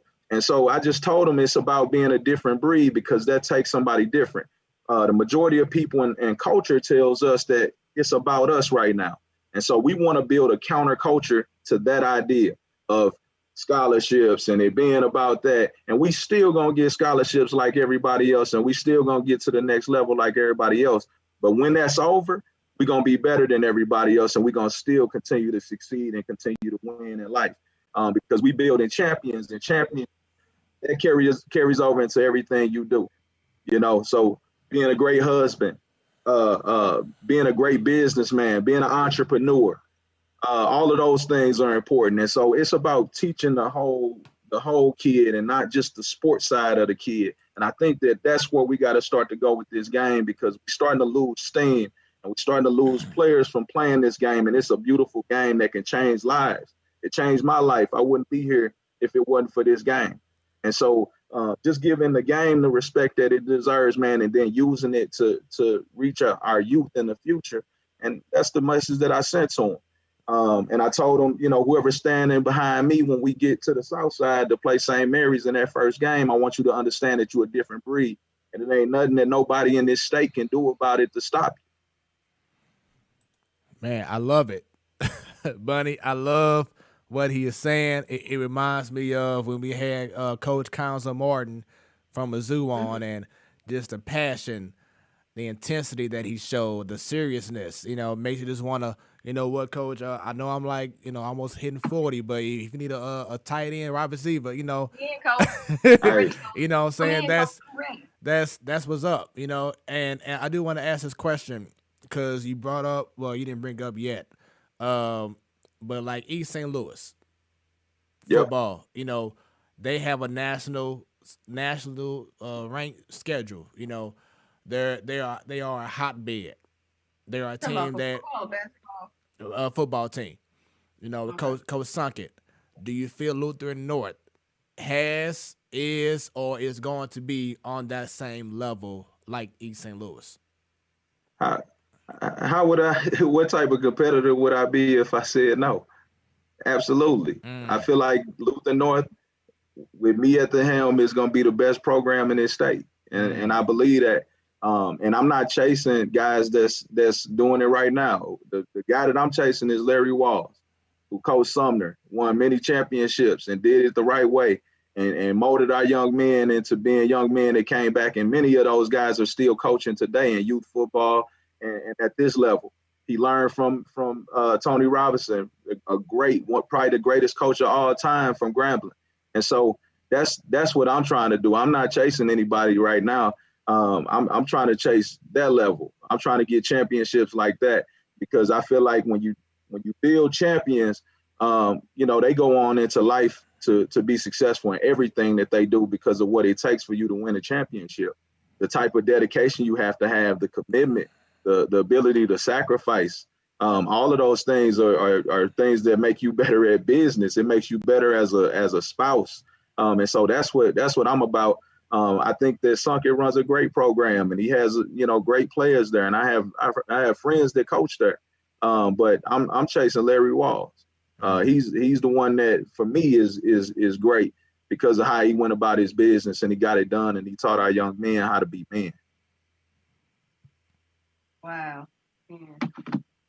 Man. I was like, do I want to ask my regular questions? Because we going a different direction with Coach K-Dub. Yes, we are. That's all good, though. I appreciate it, though. I like the realness and this is the raw, unfiltered. Oh, yeah. I keep it 100. Keep it 100, baby. So let me ask you this, Coach. I said I can suit up. I'm ready to go. You got me hyping all that. Clearly, I'm really a $120 soaking wet. However, I want to hold a clipboard and get into knowing the game as a assistant coach. I mean, do you sit there and screen, like you said, you got your friend Super Ego, he's coming on board, and you got other people if you haven't already hired them. But what is your process of picking your assistant coaches to be your fan and the rivals to your being? Like, how do you go about picking these coaches? It's the same way I treat my players. Like, my expectation of my coaches is the same. I need you to be committed to what we do. I need you to be there on time all the time. And I need guys that are trying to be transformational coaches, not guys that are about the, we did this. It's like winning is a byproduct of doing everything the right way. And so I want men that are going to be examples for our young men. that set examples. I look for guys that are married, that have children, that take care of their children. Like, what I love most about Damian Mitchell is how invested he is in his son. And so the X's and O's and all of that stuff comes, but you don't find many men that are handling their business a certain way. And so I try to surround our kids with men that take care of their business in that way. And so every one of my hires is guys of character like that have taken care of their own kids, that have taken care of their own situations, that are successful in what they do in their life. Those are winners. Those people are winners. Those are champions. And so when they come and they're around our kids and I'm trying to preach something to our kids, they got a bunch of men that they can look at that's showing them that, yeah, this is true. What he's talking about is a testament to what I did and how I got here. You know what I'm saying? And I'm a huge advocate of guys that just overcame stuff. Like, if you had an issue, I think that's a plus. If you were able to get out of that and come out on top, you know, because I done been there, you know, and I share that with my kids. I'm very, very open with where I come from and what I was. And I just, man, I look for guys that, you know, X's and O's is important, but at the end of the day, we need guys that are role models for the young men that we're coaching. And that's the way that I move, and guys that's willing to work. And so, yeah, man, it's my whole process is literally me coming in and me filling out who you are as a person. If I feel like you got some type of agenda behind it, or you know, trying to get over on kids and stuff, you can't even be around me. You can't even be around me. And likewise, my guys know if they're not dedicated, like, I'll just fire you. And that's just what it is. I'm a player's first coach. And if it's a coach that's, you know, not holding up their end, I just get rid of you, and there's no hard feelings. But I'm here for the kids, man. Like, that's what I care about. And it's bigger than this game for me. It really is. It's bigger than the game. So I look for people that are men of character that can be role models for the kids that we coach. I got you. Look, good answer. Smoooth, can I ask him a question based on what we talked about earlier with Tony La Russa and throwing his player out under the bus because he didn't listen to what he said? Please. I was hoping you would. Please. Okay, am I jumping around, Smoooth? You got something? Go ahead. No, go ahead. We good. Had a trigger in my mind. We all Gucci, baby. All right, so you heard when we were talking about Tony La Russa, man. Again, I know you're dealing with high school. These are young men that you're grooming to be straight grown men. So how do you feel, though, if the player didn't listen to you? And I can also there's going to be some immaturity. Of course, you're dealing with this growing pain with these young men. But to sit there and say, well, he didn't listen to me, and so, yeah, that's basically what he get, I still think that's a move. But, you know, Smoooth was like, but the dude didn't listen to him. And I'm like, but why he can't chew him out behind closed doors or in front of the team? But why you got to go to the media with it? Right. As a coach, to me, or manager, whichever position, I'm like, I don't think that's right. But maybe I've never been in that position. So you tell me, is that a crazy mindset I'm thinking? So I'm going to be like a parent. No, I think you are correct. I think that you never, whether it's a coach or a player that's under you in your organization, like, you should never chew them out to the public. All of those things should be held in-house.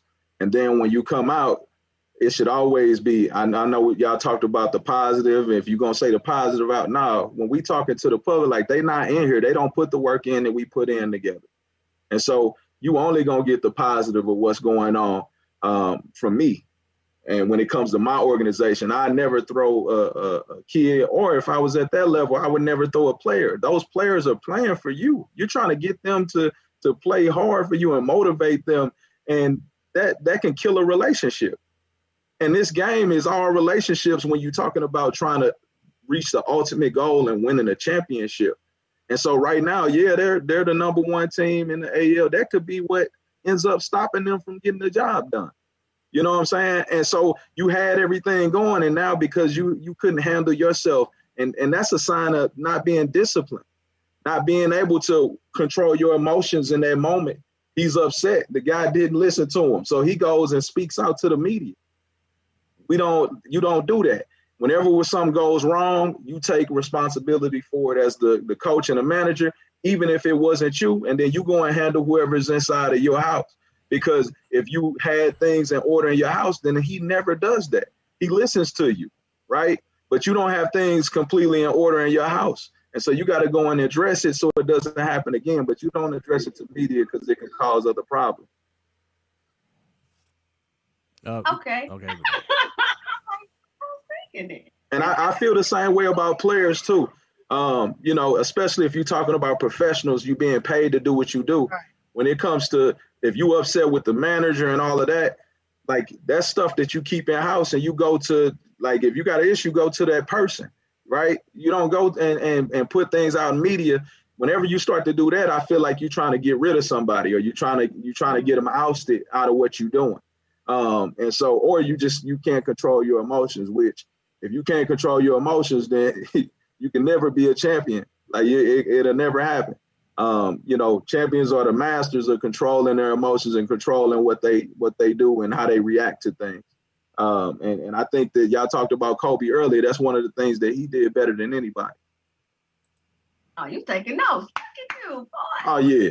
I'm telling you, I told you get this man out his rose. Give him the whole rose garden, boy. Hey, he ain't no big time head coach for nothing, Bunny.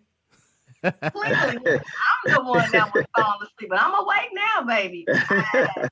Oh yeah, we can get deep on here. That's what's up. So, Coach, just tell us, man, when did you develop? What age would you say your love for sports? Oh man, probably 8 or 9, man. I had a cousin. This is a deep story. I have a cousin who was incredible in football. He's probably the best football player I ever seen. And I played with Jeremy Macklin, but anybody that goes back to Kirkwood Little League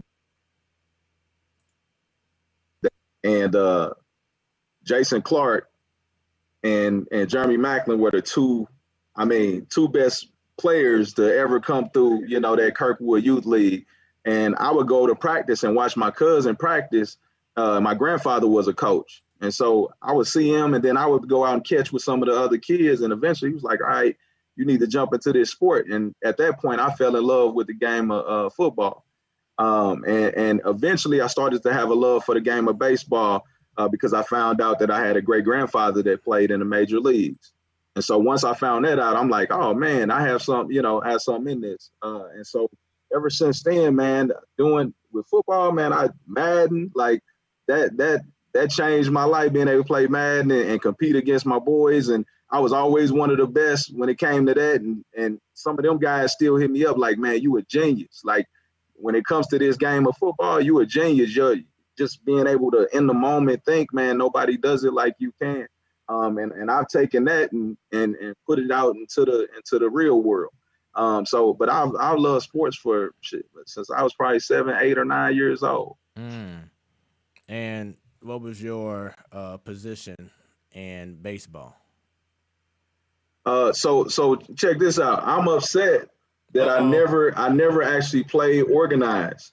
I never got to play organized. I grew up in the hood. Like baseball wasn't even something that we really thought about. And I wish that it was pushed on us because I had natural ability eventually once we got older and we were playing. I was always one of the better players when we would just play in our neighborhood. I grew up in U City for part of my life, and we would actually play there.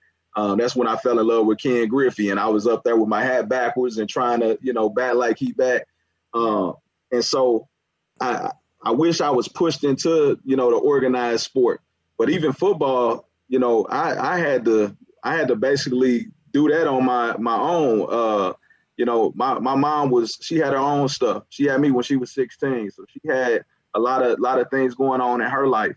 And so she really didn't throw me into sports like that. And my father wasn't around. And so, my love of sports had to be lived out through, football season when my grandfather would come pick me up to go. And then, playing video games. And that was the extent of my sports outside of watching it. I wish I could have played the game of baseball, though, and I wish that we would have more young black males that play the game of baseball because it's an incredible game, yeah, I have a love for baseball that I wish I would have been able to play. So I was always just football, man. Okay. We talked about this on our show a couple of times, but regarding baseball having more African Americans in it, that it is two main things to me. Market it better. You see Mike Trout all over baseball as the face, Yep. and then now Tatis Jr. But you should market more the couple of African American stars that we have. But secondly, don't make it so expensive, because a lot of times these kids, just like with AAU basketball, when they start young, they do that with baseball. But baseball is the timing, that skill. Yep. You gotta keep it on, and it's more whites and non-African Americans play it kind of more year round, and we don't, and it just needs more exposure. And I think we get our numbers back up. But I digress. Continue. And I think the expenses might be, play a role in it too. It could get quite expensive if you play you're a part of a program that's traveling and stuff like that, and then getting your bat and your glove and all of that. But I wish that somebody would start some initiative to start to build that sport up within our community. I think we do need more representation in the game of baseball. And I mean, the Negro leagues back in the day, my great grandfather played in the Negro leagues for 5 to 6 years.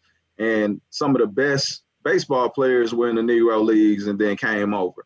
And so it's a game that really, we've been playing for a long time. It's just recent that it hasn't picked up, steam within our community. So maybe somebody that's listening tonight or that sees this will decide that they're going to take it upon themselves to be that person.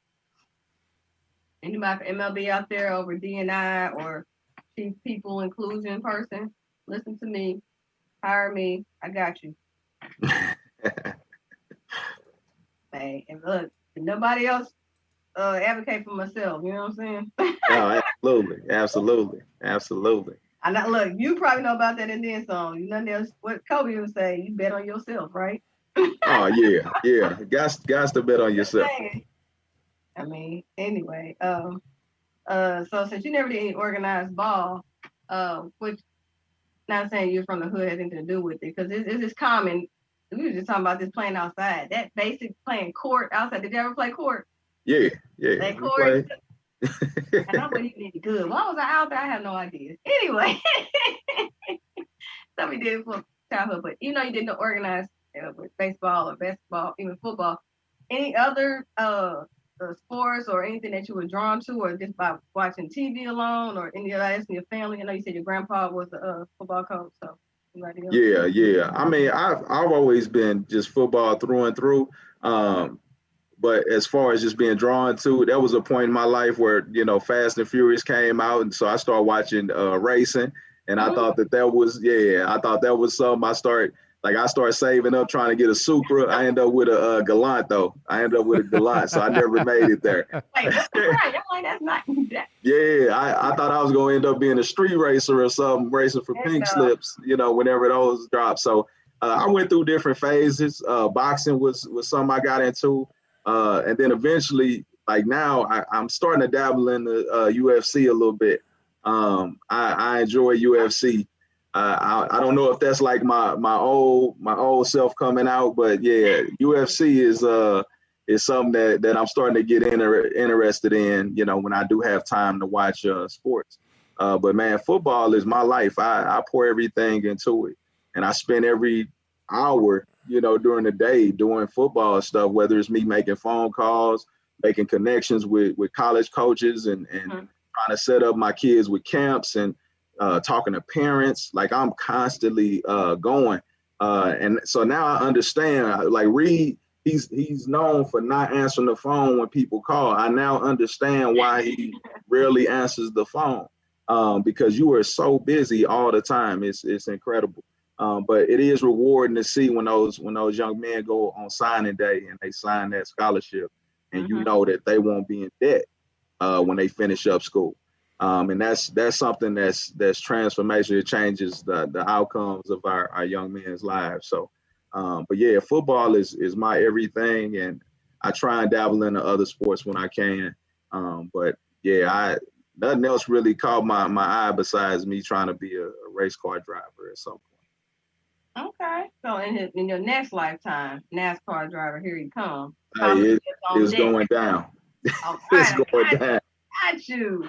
It is going down. And people talk about me driving fast. Shoot, you got all smoke when you leave off a parking lot. Man. Actually, they talk about me and my sister. I don't know if you know Coach Goodwin at Rashawn. You know, Yep. Yeah, that girl, she's so crazy. That's a NASCAR driver.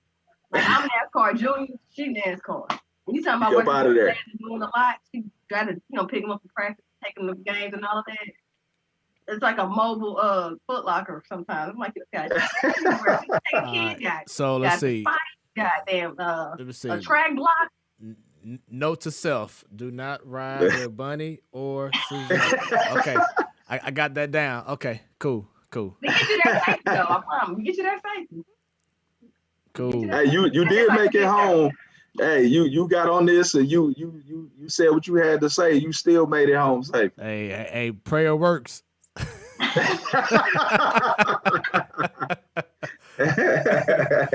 Prayer works,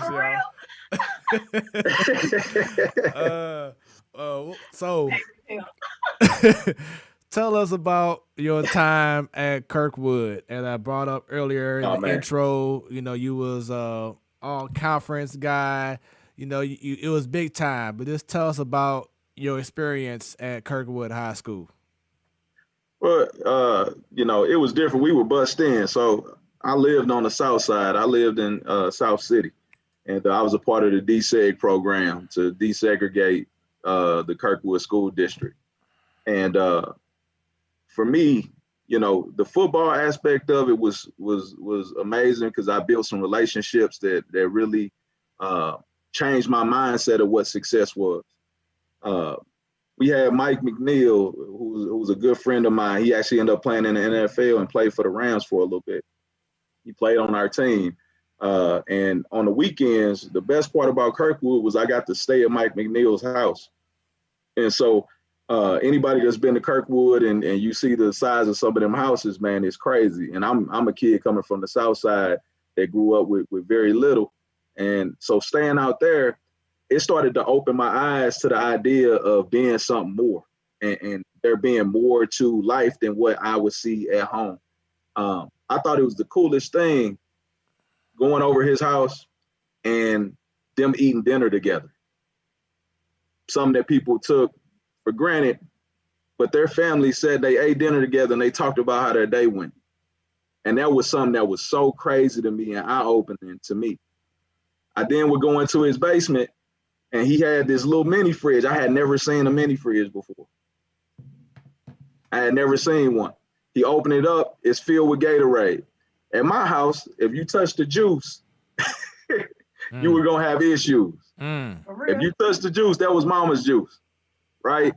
And so for him to be able to go into his own mini fridge and have just Gatorades was eye-opening to me. And I'm like, man, it's more to life than what I thought life was. I would talk to his father. His father would talk about how he invented a board game. I had never thought about inventing something. I had always just thought about playing it. And so talking to him and him sharing that I made my bones by inventing something and creating something as opposed to being the one that's playing on it. That started to get my mind going on, man, you could be so much more than what you thought. And so Kirkwood in that way was incredible for me. It also, as a Black man, it taught me how to express myself and navigate dealing with different people. And so now in the business world, now when I go interview and I'm talking to people, I can navigate that world and I'm comfortable because it was really two different worlds that we had to live in when you were being bussed in, D-said. And when you got home, you had to learn how to deal with things a certain way. And then you had to learn how to cut things off so that you didn't get, you didn't have issues at school. There was times at home where if somebody looked at you the wrong way, right? Or somebody step on your shoe or bump into you, you got to respond a certain way. And if you don't respond that way, then you're seen as a punk or you're seen as weak. And what going to Kirkwood taught me was there's a different way to respond that I can respond, and I can start to use my words, and my words had power, my voice had power. And so being at Kirkwood, I started to find my voice. And it stopped being about, and this is not to say that I didn't get into issues. Like, I had trouble in college that I got into, but I went from using physicality to get my point across to being able to use my vocabulary and my words to get my points across and express my passion. And so I thought that Kirkwood was instrumental to me in being able to do that and grow as a man. But likewise, you know, with the DSEG program, the one thing that was a negative about that was that we were taking some of our best and brightest from the city and sending them out to other places. And we were going out there, and I was an all-conference player, and I was making plays for that place instead of being at Roosevelt that was right down the street. And so, you know, part of that process of me going out there, it changed my life. But I think about how many kids didn't get that opportunity, that if they had been given that opportunity, they would have been, you know, where I am. And so I say that to say this: no matter where you at, we got to make sure that we giving back to our own communities, and we, you know, we staying home, and we not so quick to jump and send, you know, our North County kids out to West County or send them out to there, because we got places within our neighborhoods and our communities that are just as good now that'll take care of our own kids. But yeah, Kirkwood was instrumental in me just finding my voice. And then football wise, we had a lot of success. When I was on varsity, I played varsity for 3 years. My first year, my sophomore year, we lost in the quarterfinals. My junior year, we were the #1 team in the state. We ended up being beat by Hazelwood East in a tight game at Hazelwood East by 1 score. And then my senior year, we were the heavy favorite going in, and we fell again by 6 to Hazelwood Central. And so I had an incredible experience from a football standpoint, and really just as a man, I got to grow. And through all of that, though, I always made sure I stayed grounded and I didn't lose who I was, you know, because when you working through as a Black individual, as y'all know, and working through the real world and trying to navigate dealing with different people, and you have to code and do all of these things. I always made it a point to not lose who I was, and ultimately always wanted to go back and give back to my own people. And so, it was a transformational experience for me, man. It really was. And I enjoyed my time there, and I'm thankful for the positive and negative experiences that I had at Kirkwood. Man, and we've had some guests, Bunny, if you recall, from Kirkwood. Shouts out to Miss Roberta McWoods. Shouts out to man, I love her. Yeah, she's incredible. Shouts out to Alvin Miller. Shouts out to Jessica Williams. Matter of fact, she's getting married this weekend. So shouts out to her. We've had some Kirkwood peoples on the show. Man. So it's been cool. We've had a lot of Kirkwood, a lot of Pattonvilles. You know, the V. Yeah. So, you know, we spreading around here, but I love it. You know, that's what this show is all about. Speaking of which, before we go any further, and especially now that I have you on the show, Bunny, want to give all our love, our sympathy, our prayers up to a guy who was on our show maybe 2 months ago. He's a good friend of ours, Arthur Grimes. His wife, Maria, over the weekend suffered a aneurysm, so serious brain injury. And she, last time I heard, she's doing better, but she was still in intensive care. So it was definitely very, very serious, very, very scary. But once again, she is slowly progressing, not to the very best point at this time, but we definitely want to lift our prayers up to him, to her, to the family, that everything works out incredible for both of them. So it's like I said, I want to definitely wait till you got on, Bunny, so you can, you know, if you want to say anything, but definitely want to mention that now that it was fresh in my mind. So prayers up to him. Yes, and hope that he does. It's not going to be speedy, which is fine. Just recuperate and get better. And I know Arthur's going through stressful time right now, but just hope that y'all just hang in there. We're sending our love to you all. Excuse me, I'm sorry, y'all. Yeah, so for those who's watching, if y'all don't mind, in the comments, leave some prayer emojis for Arthur. Once again, he was a guest on our show about a month and a half ago or so, and she actually did a little, appearance and everything. So you just don't know you don't know nowadays in life, and it's very important to definitely cherish every moment that you have every day of your life. Tell that person you love them, no matter who it is. Let them know before they go out the house or whatever it is. Show that person the appreciation every chance you get, because you just never know. Like I said, this last month we had both of them on the show, and now she's in a whole different state in regards to what she's going through. So prayers up. Leave those prayer emojis if y'all don't mind, and just show them love throughout this whole show. This is the Platform Sports Talk Show, your Wednesday night sports delight. Another great show that we have in store for you. I am your boy Smoooth, along with Bunny. And we have special guest, Coach K Dub. There we go. No practice was needed. He was ready for it. you know he's never late to the party. Come on now. He probably be the DJ there. He's already on time. You know. Hey, I'm trying to get a job on the show. Hey, we got you. Hey, look, and I'm trying to get a job on the coaching team. Hey, we gonna make some things happen. I got jokes. I wish I was funny though, because if I was, I sure would be getting paid. You know what I'm saying? Man.